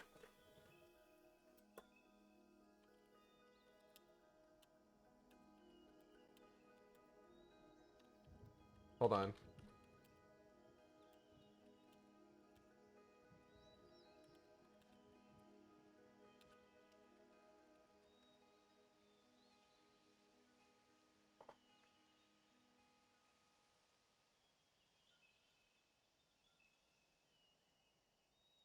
Trying to get some details here. But I remember, like, the opening of that one was like he was like doing stand up, but like his quote unquote stand up was him just like up on stage wondering like, why does everybody laugh at gas? And like the whole crowd erupts in laughter. And just like, but if I say like solid or liquid, and then just everyone's like dead silent and just like, this is pretty good. What was that other like making science fun show? There was like a guy dressed up as a rat. What was that one called? I remember finding like Beekman's or something. Beekman's World. That's it.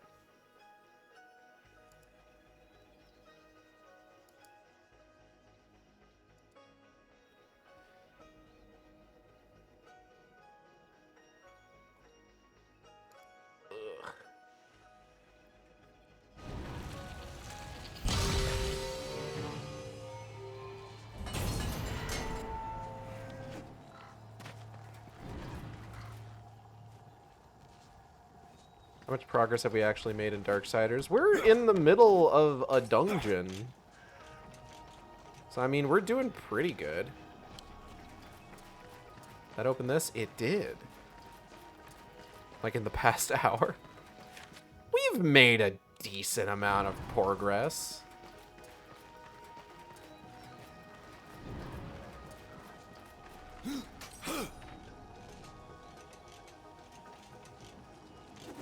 Feels like it's a long time since I made that Thal's Ball joke. It's been a hot minute. Don't worry about it, though. It's fine. It's fine.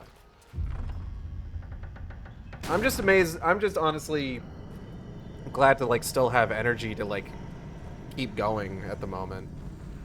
Because, like I said at the top of the stream that I might end up making this, like, a shorter one, but I feel, like, thankfully pretty energized. Sometimes you just gotta talk about, like, 90s children's media for, like, 40 minutes. You know? Am I measuring time in bits? Like, Twitch bits? Or, like, how long I've been on this bit for? First direct donations. That's true.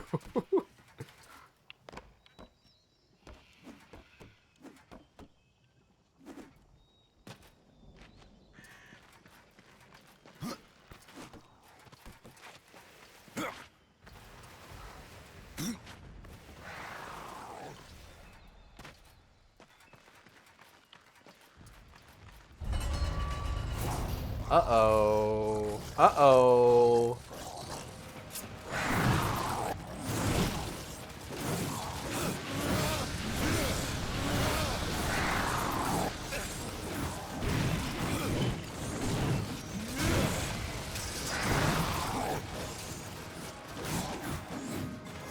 Hold on, give me those. Thank you. I'm gonna check. Are those are not any better than what I've got. I'll feed them to the mace in a moment. Uh-oh. Uh-oh.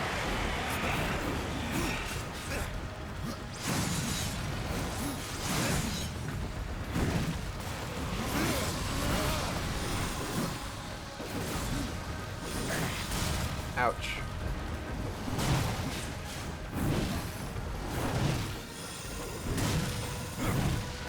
I feel like I could use some kind of witch time, perhaps?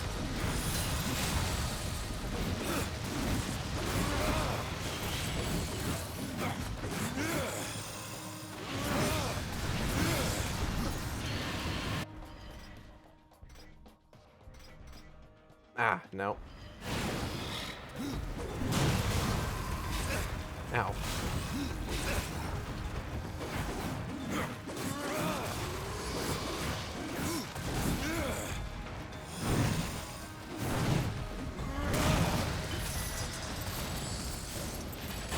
Woo! Alright.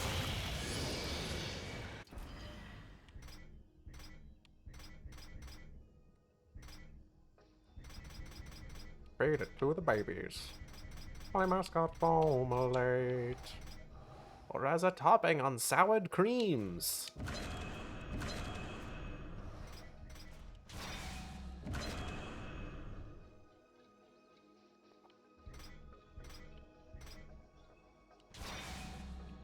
Bad news, everyone. It's still not worth it. Totally Spies is awesome. I totally see a fetish bait, but as a show, it was great.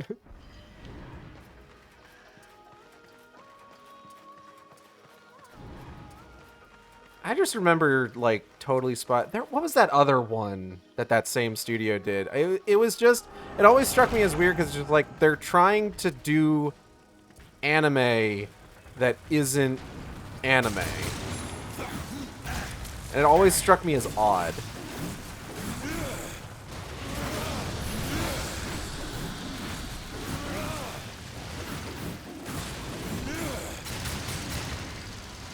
But, like, that's my own personal hang-up, to be fair.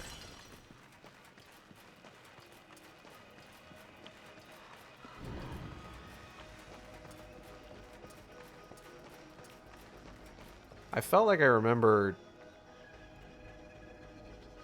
Natalie having negative thoughts about Caillou. And I was thinking about asking if she wanted to come on briefly and talk shit on Caillou. But it doesn't seem like she's answering me. She might be busy with something else. And she did a bunch of streaming today herself, so she might just be tired.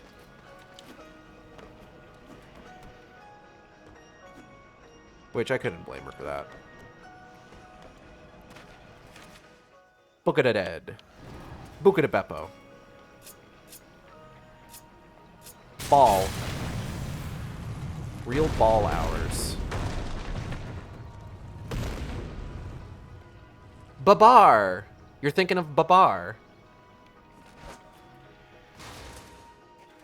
Am I thinking of Code Lyoko? No, I'm thinking of Marvin Mystery or something. It was definitely the exact same studio as Totally Spies, but... And it was the exact same style.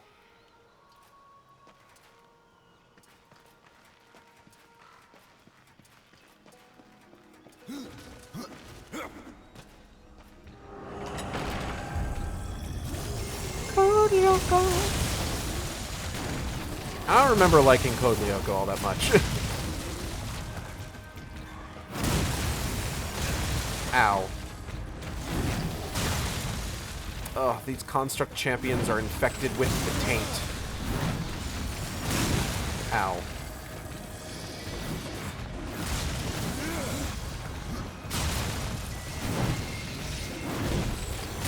Ow.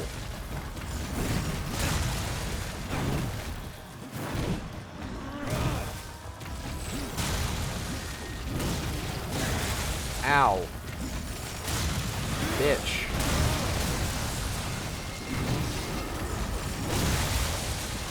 Motherfucker.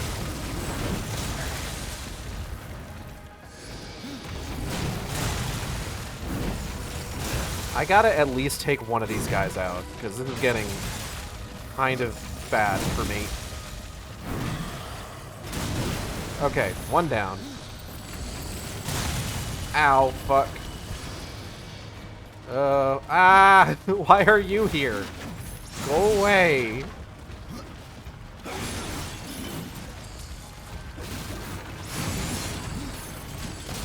Yeah. Ah. Aha! Ow. Fuck!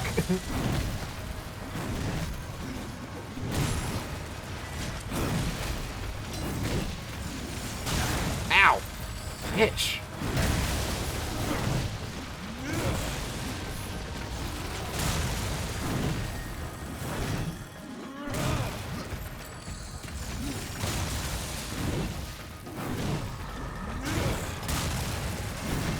Okay, hold on. Hold on. Ah, fuck.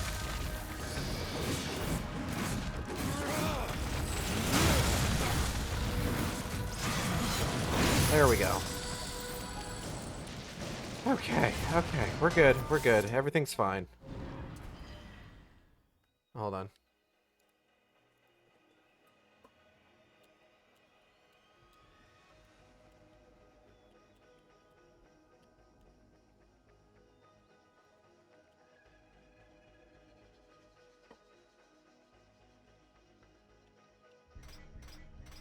Are any of these worth it? No Reaper energy per kill. And I'm already having like a lot of trouble building up Reaper energy, honestly. Yeah, I'll take these.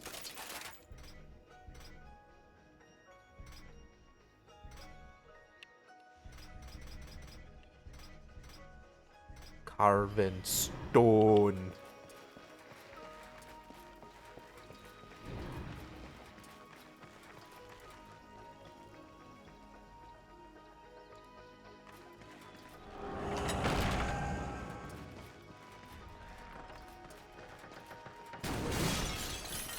Okay, now it would be very nice if I could find some health. Thank you. Reverse grip sides. That's how you know it's edgy. I mean, yeah.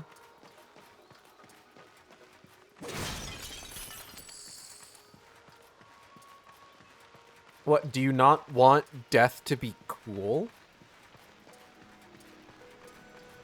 You monster?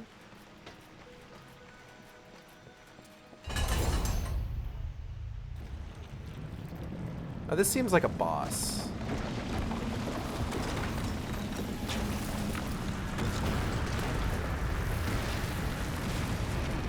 Yeah, this is very boss-coded, I feel like.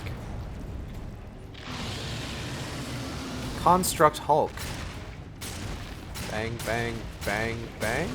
Bang, bang, bang, bang. Whoop.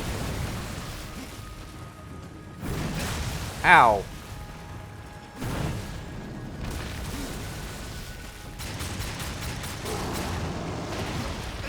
Ow.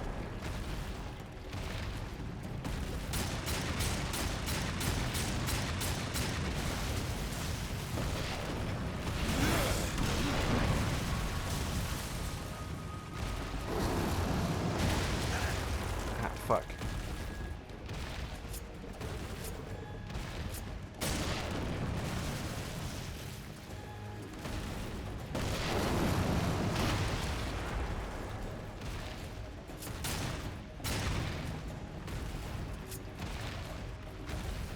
Okay, I'm not 100% certain. Okay, so these are just kind of falling then?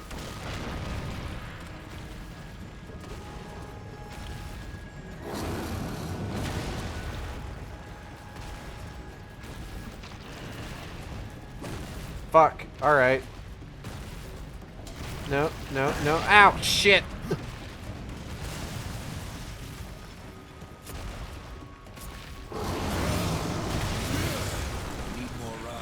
Okay, so that's not working out for me.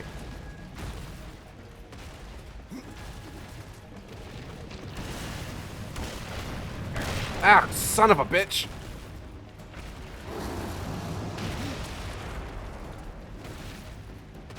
Okay, hold on. I think I got this now. Eh.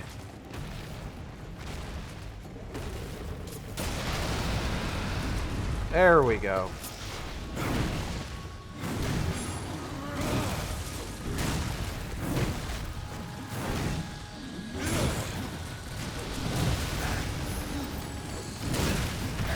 Ow, shit, shit, shit, shit, shit, shit.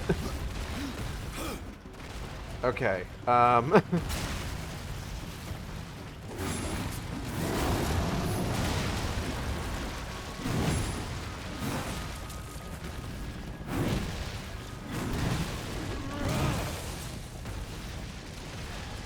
Well, it would have been nice if, like, that had given me literally anything helpful, but, you know, I'll take not getting anything helpful. That's cool, too.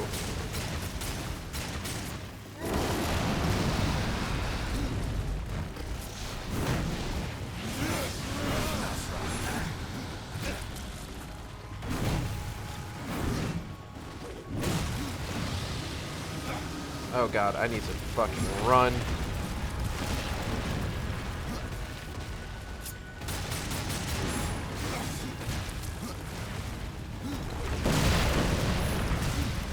Eh.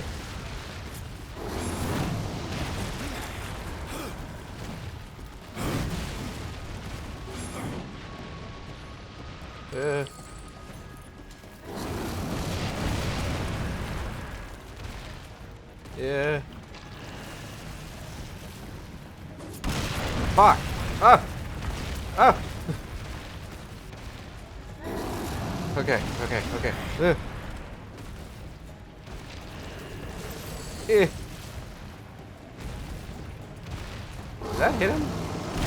Oh, yeah, there we go.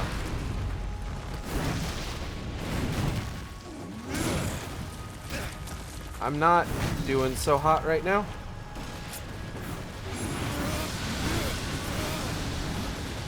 Okay. We're doing a little better. Fuck. Yeah. Whoop. Ah, Jesus Christ. Damn it. Ow. Alright. Oh, boy.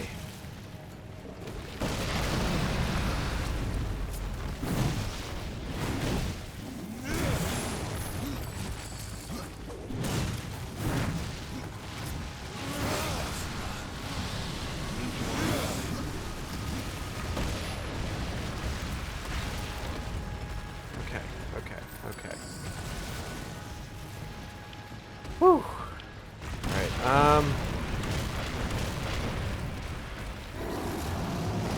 Oop.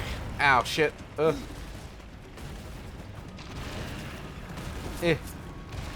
That didn't even hit him at all. Let me just... Oh! Come on! That's some bullshit. Fuck. Oh, I'm not doing well. Death, pick it up. Death, throw it.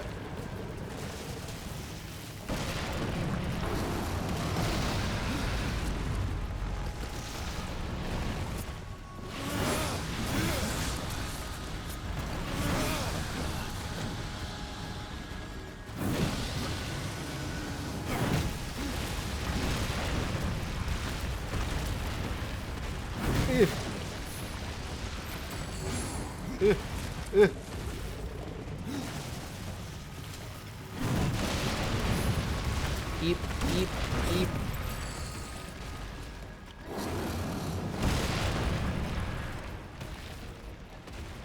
Okay.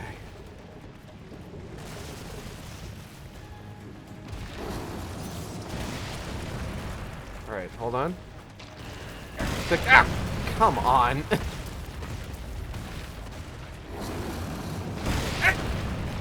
Son of a bitch! This feels mean. This feels like he's making fun of me.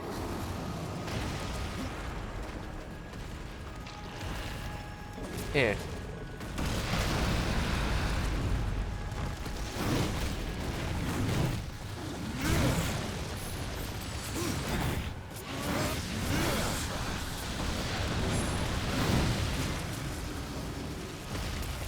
Oh, whoa.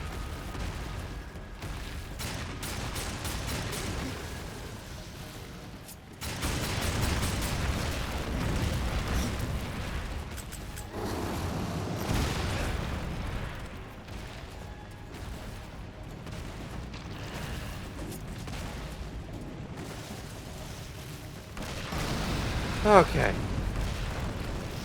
We're good. Whew.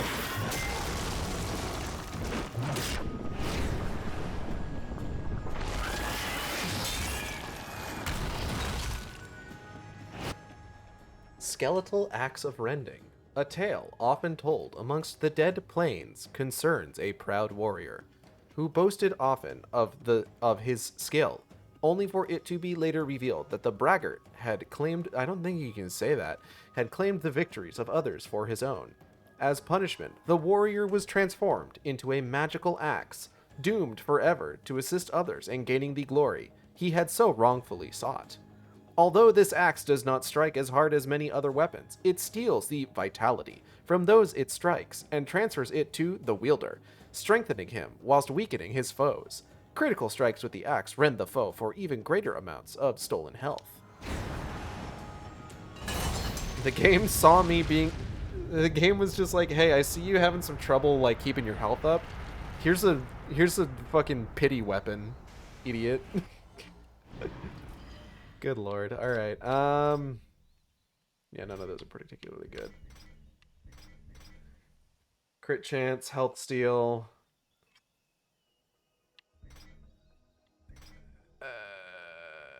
I don't know. I don't know. I don't know. I don't know.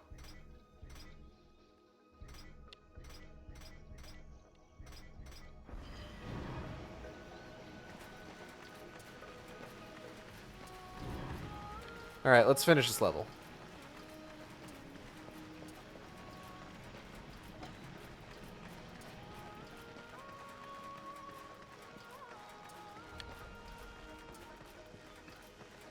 God, how am I supposed to wake this guy up? I don't even have a horn to toot.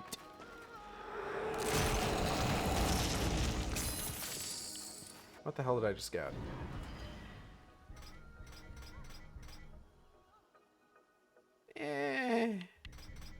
I don't think that's enough of an increase to like give up the absurd levels of crit chance and damage.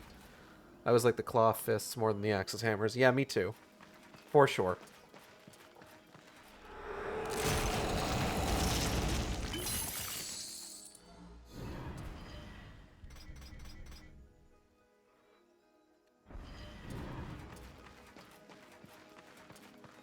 Alright, big guy. Wakey, wakey, eggs and bakey.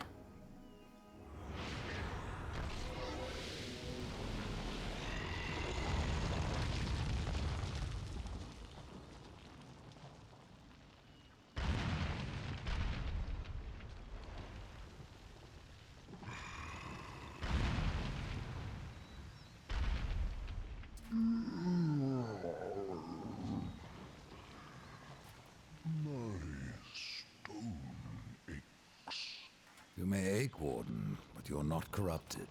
Not yet. Corrupted. Then it was not a dream. The Makers have need of me.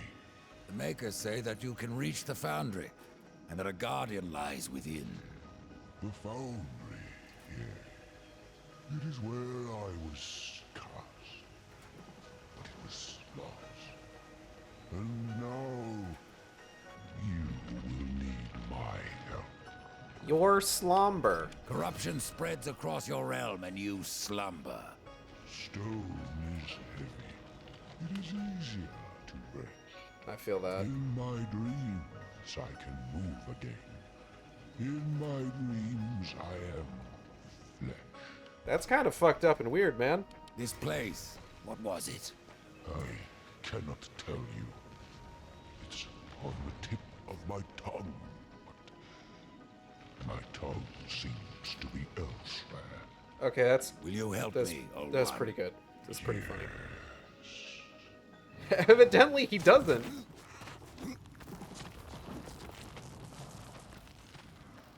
Shall we? Wait, hold on. Hold on, little one. Wait, he had a treasure chest behind him. I wanted to get that. No.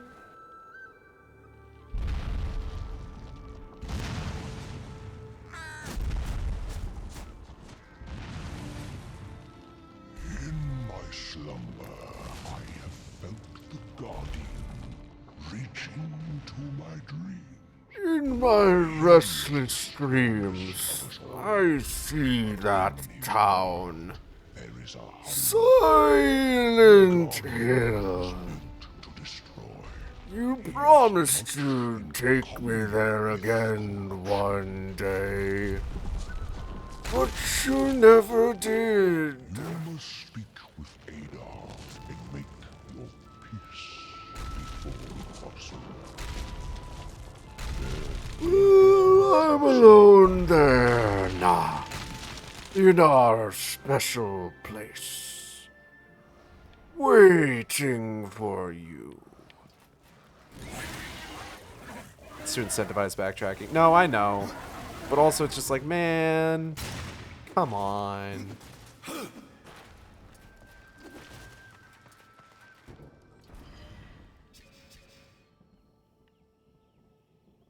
Speaking of, why the fuck am I walking?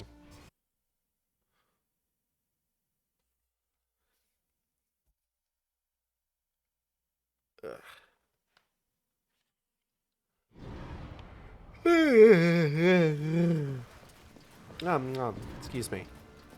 I restored your forge and brought life to stone. But am I any closer to the tree? Tell me No, now, we have old one more level. Or you may never get the chance. I hear the foundry is dangerous. As is the tree, horseman, and the entire forest. That is why you must awaken the Guardian. But have you asked yourself why you seek the tree? The Tree of Life is where I will find my brother's absolution. The Tree of Life is a gateway. From it, one may travel to places undreamed of, whether a world of oceans and forests, or ice, or endless night. The tree exists there. It may appear different, yet it is the same tree, and its roots connect all the realms. The Tree of Life is not where journeys end, but where they begin. Fucked up if true.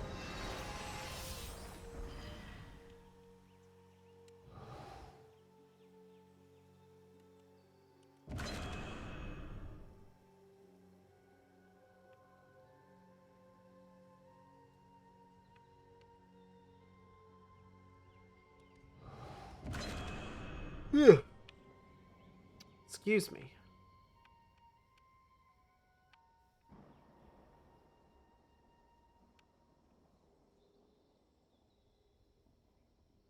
Sorry, I'm taking a look at some of these other things. I definitely prefer the teleport slash more than anything.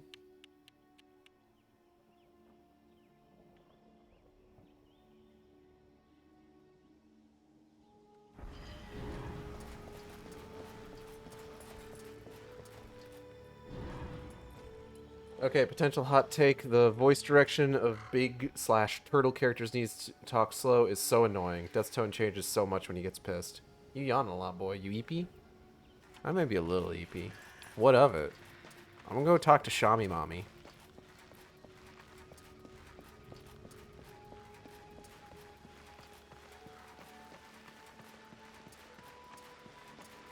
Ma'am? You have touched the darkness. Again and again. Here is what you asked for. Ah, thank you, horseman. You'll not be sorry for your trouble. This talisman will certainly help you on your quest. But I fear you will not break your destiny. No, but I believe I might bend it a little. Grim Talisman. A maker known only as the Mad Smith forged this talisman using the arms and armor of a slain warriors from the Dead Plains. Grim, as the talisman was named, was crafted to distill and concentrate necromantic power from the abyss. The Grim Talisman makes any weapon wielded by its owner build Reaper energy with every successful attack. That's really good. I want to equip that immediately.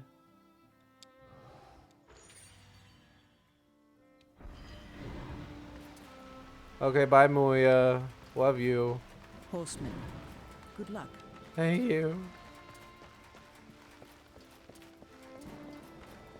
Okay, lady, I love you. Bye-bye.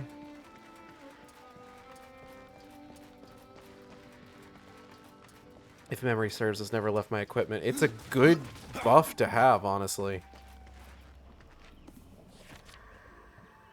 My inbox is empty.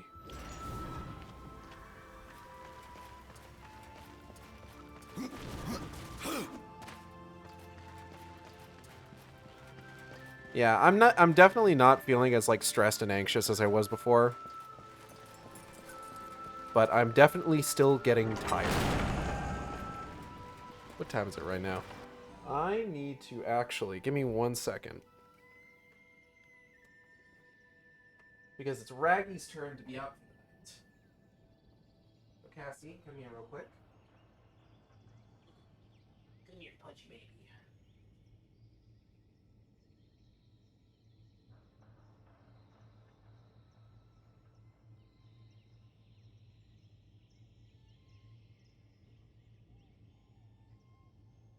Ow.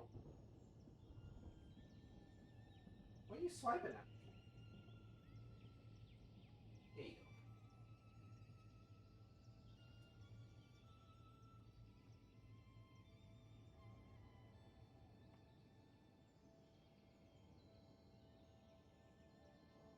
Hi, Rick. Did you throw up in here? Yeah, you sure did.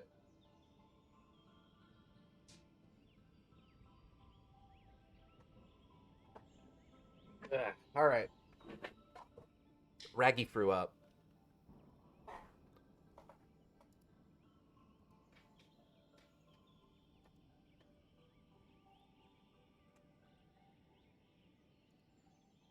Okay.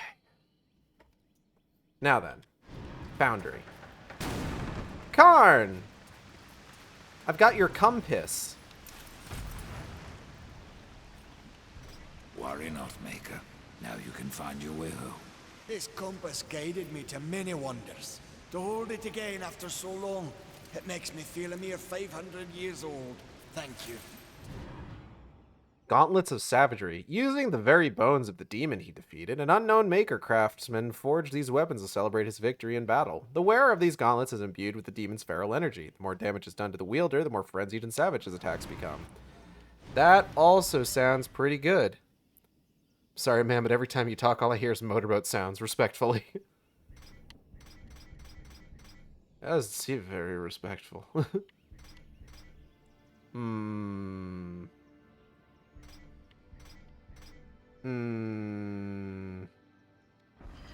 Yeah, I don't know. Same, but disrespectfully.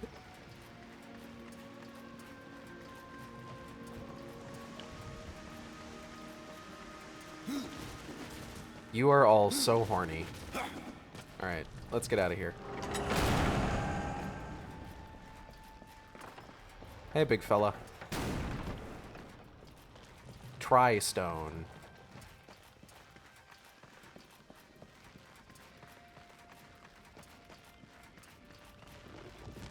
Listen, at least it's not making Gex fuckable. Why not? I keep telling you that's the best way to reboot Gex. You have to make me want to fuck Gex. I mean, same, but have you romanced the boat first, you know? Well, I love this game, but this game definitely needs more Souls like weapon drops rather than Diablo like drops. It's true. The Foundry. Tell me about the Foundry. It is a holy site where soul is fused with stone. Stone. So holy from here. The darkness has spared little in our realm. But the Foundry is a place of magic. It is strong, and with your help we will claim it once more. In my dreams I felt many of my brothers, but only one still called Oron, a warden most ancient. His soul still haunts me, though his stone is lost.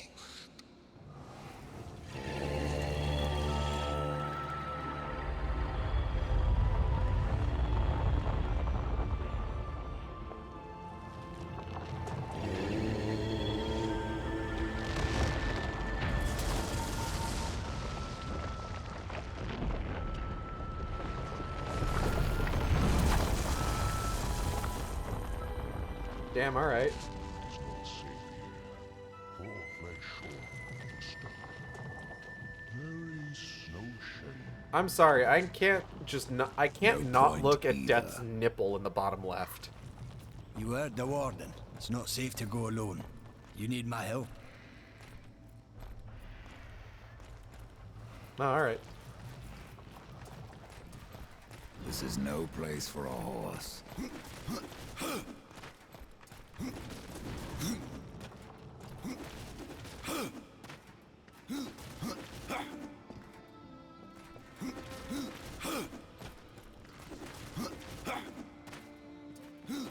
There's a treasure chest.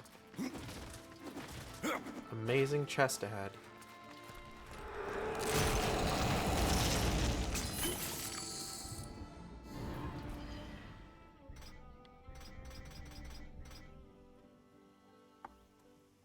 Yeah, I don't know. The crit chance, though. The quit chance, though.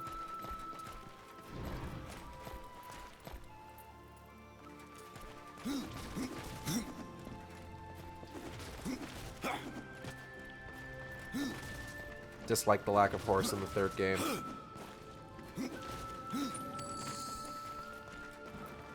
That did bum me out, but given the structure of that game and the narrative it decided to go with, like, I kind of understand.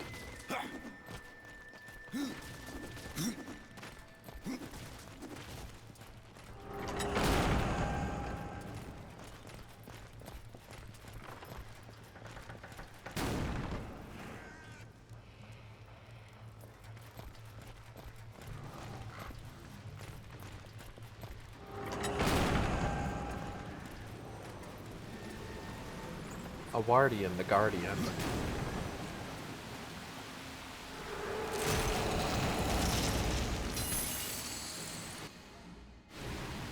A Whackin, the Guardy Man. The fuck am I saying? Buckler of Fire. No. Awakening, the Gakening.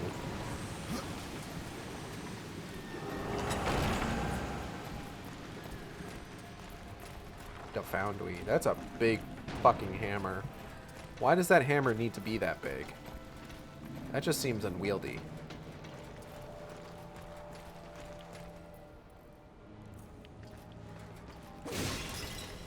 Compensation. Someone's compensating for something.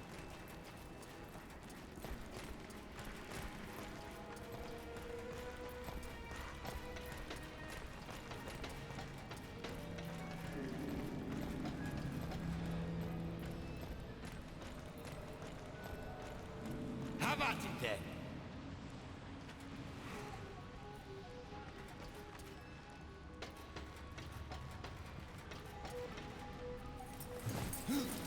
Death can awaken my guardian, if you know what I mean.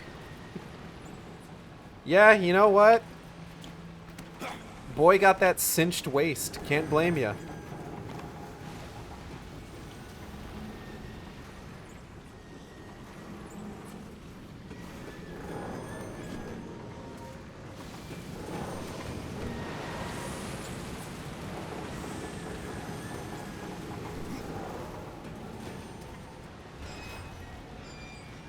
Damn.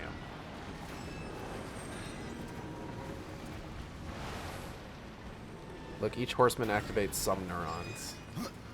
It's true. Just wait until we get to strike.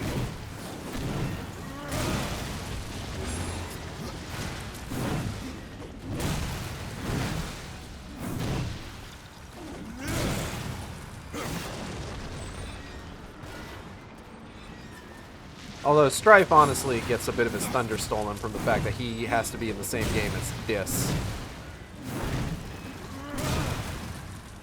I mean, like, how do you compete with that?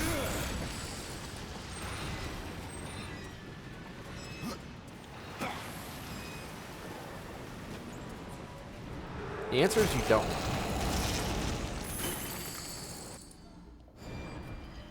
I keep hitting pause when I mean to hit the back button.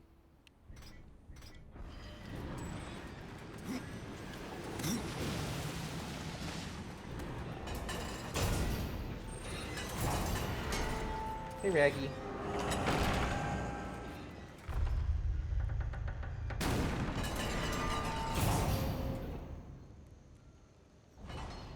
You throw up? Are you feeling okay? This up.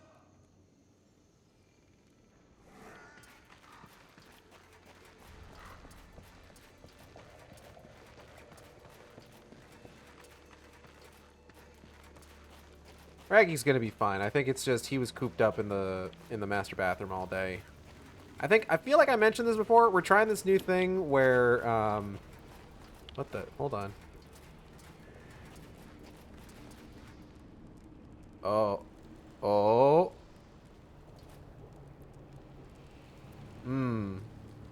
I don't think that texture's supposed to be doing that while it's still on screen. Let's take a quick screenshot of that.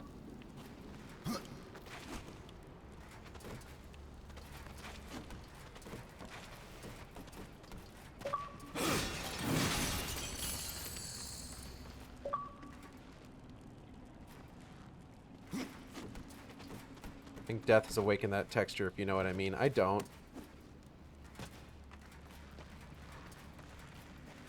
I don't understand. Can you explain, please?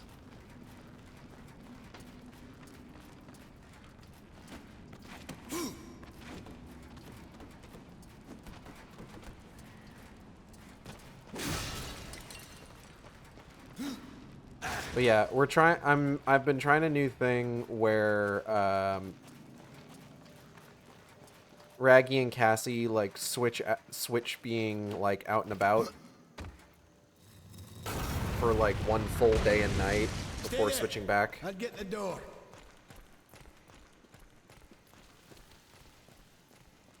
And Raggy's not hitting it, or Raggy's not I'm ready. taking to it quite as well, it seems like. I know I meant this look easy. Do you mind hurrying it up a bit?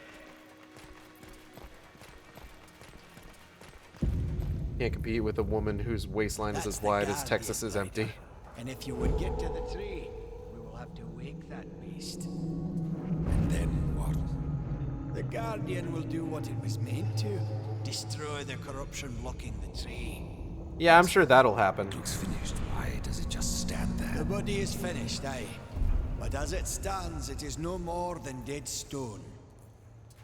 To give life to the stone, we must give it the essence of a maker's heart.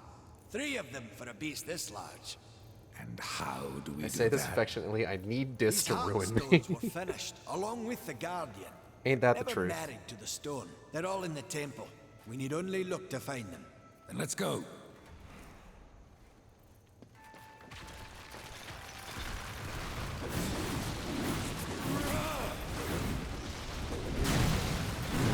This is half the reason that I'm really excited to finally stream Genesis. So that I can be incredibly normal on stream.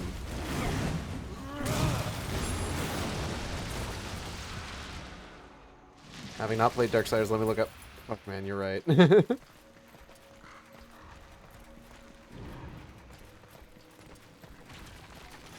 Well, I'm gay, so I think I have some advantage against her. You're right. That does give you a resistance bonus.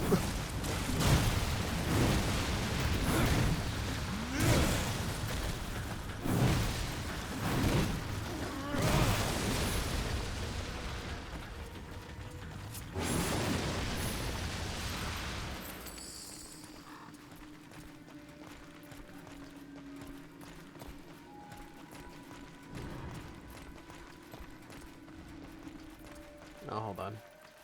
Oh, no, it's blocked by corruption. Oh, that's also blocked by corruption.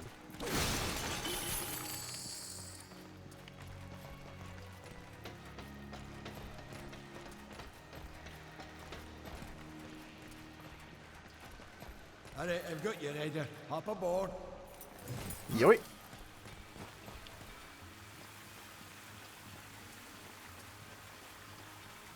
Though seeing an image of her, I respect anyone willing to speak their truth.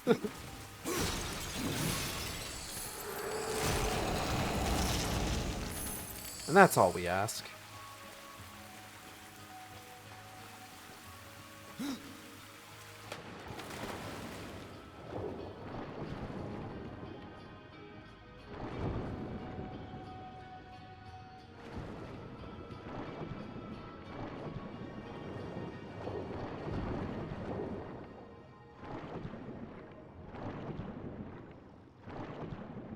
Alright, what am I looking to do here? Hold on.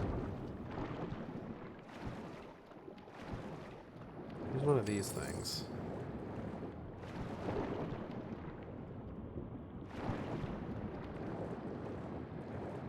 This is a different place from where I came in.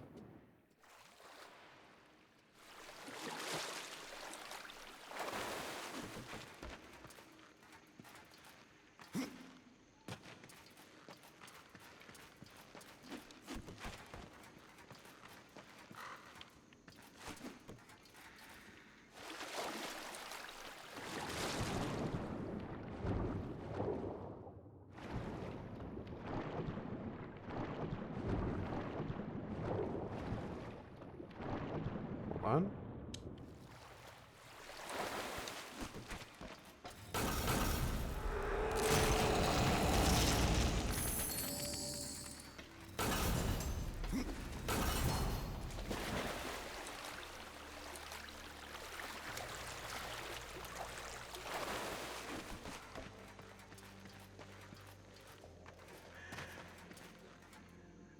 That doobie ball though.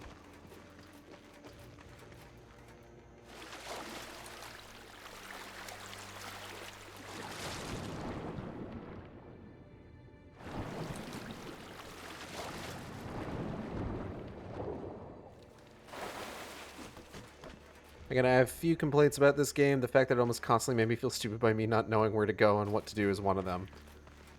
It's a bit rough in that regard, admittedly. I'd get the door. Later, draw. Ball, ball, ball, ball, ball, ball, ball, ball. This thing's heavy.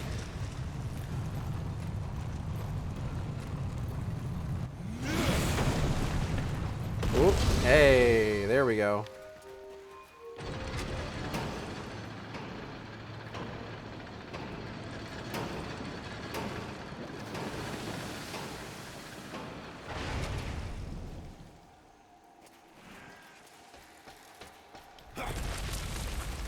So it wasn't as bad as The Last Guardian. I still need to like play more of that. A friend got me that game, and I have not finished it yet. Oh, let me just...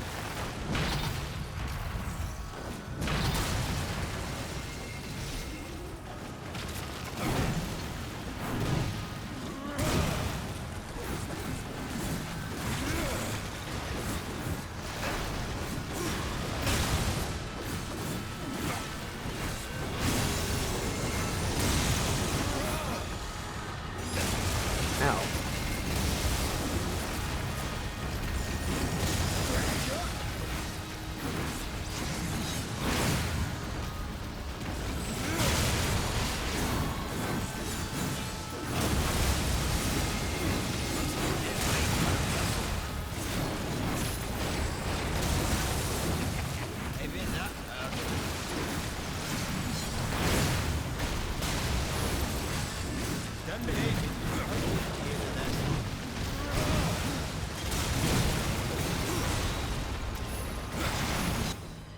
Yeah, I'm definitely starting to lose a bit of steam.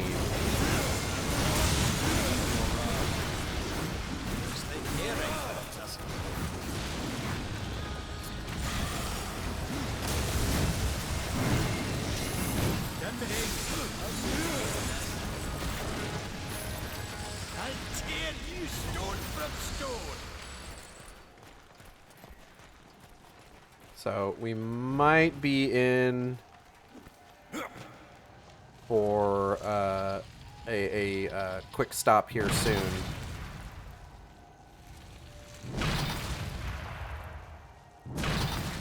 Oh, come on. It's fucking bullshit.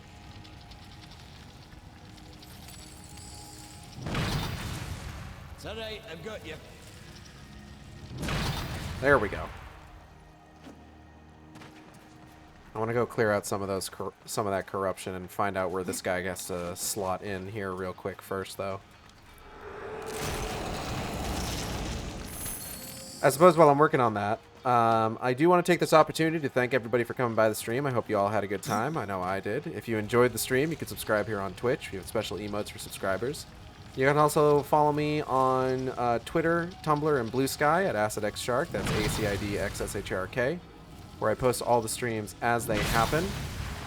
Or you can follow me on YouTube at AcidXShark, where I post all the streams after they happen.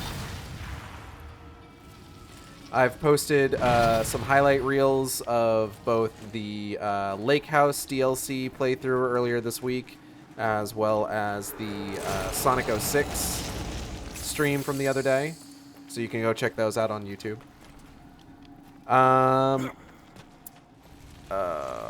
What else? Art for the stream was all done by Audrey and B of Team Capel. You can find on Twitter, Twitch, YouTube, VGen, Blue Sky at Team Capel. That's TEAMCATPLE. Audrey and B are fantastic artists. I highly recommend checking their stuff out. Highly recommend commissioning them. If you do commission them, please use their VGen. Don't email them. Don't do that. Don't be doing that. Please. You got this one. I'm begging you. Stop it.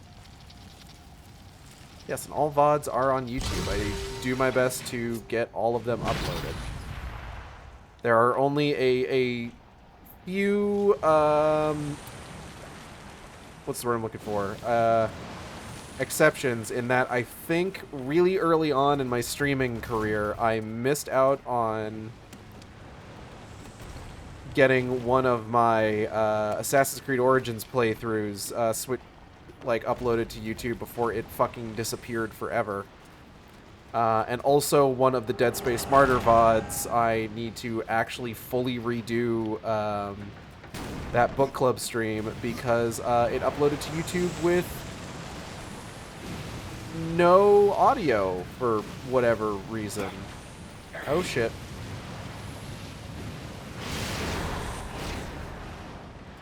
I don't know. Go figure. Damn it.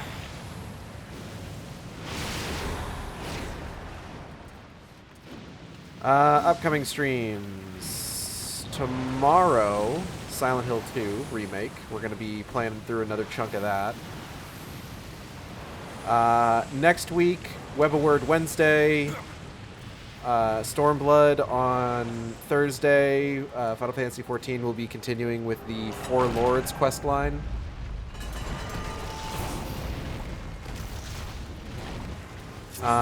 We will be continuing with Darksiders 2 on Friday.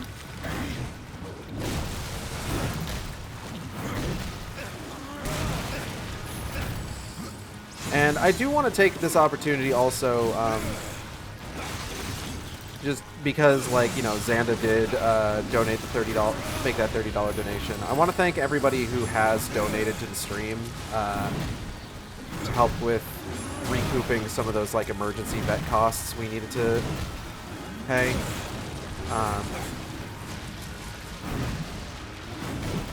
Mitty and Raggy have another vet visit next month that I'm admittedly a little nervous about exactly what we're going to find out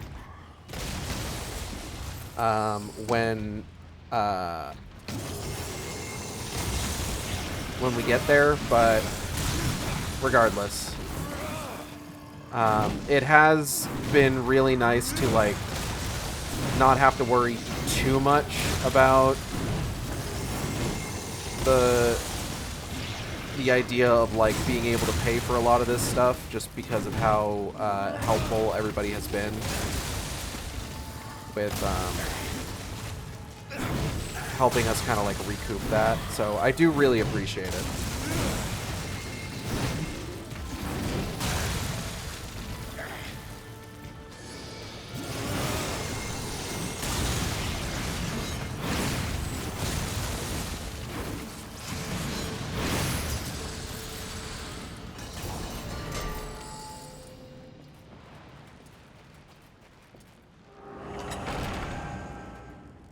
Let me check your streaming right now.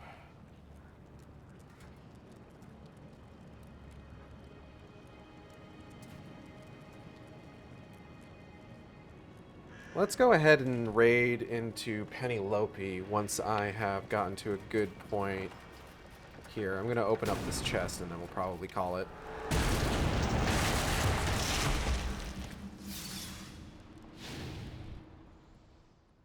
skeleton key. Alright, so yeah, that is going to be it for today. I want to thank everybody for coming by the stream, and I'll see you next time on the Shark Stream. Same shark time, same shark channel. Take care, everybody.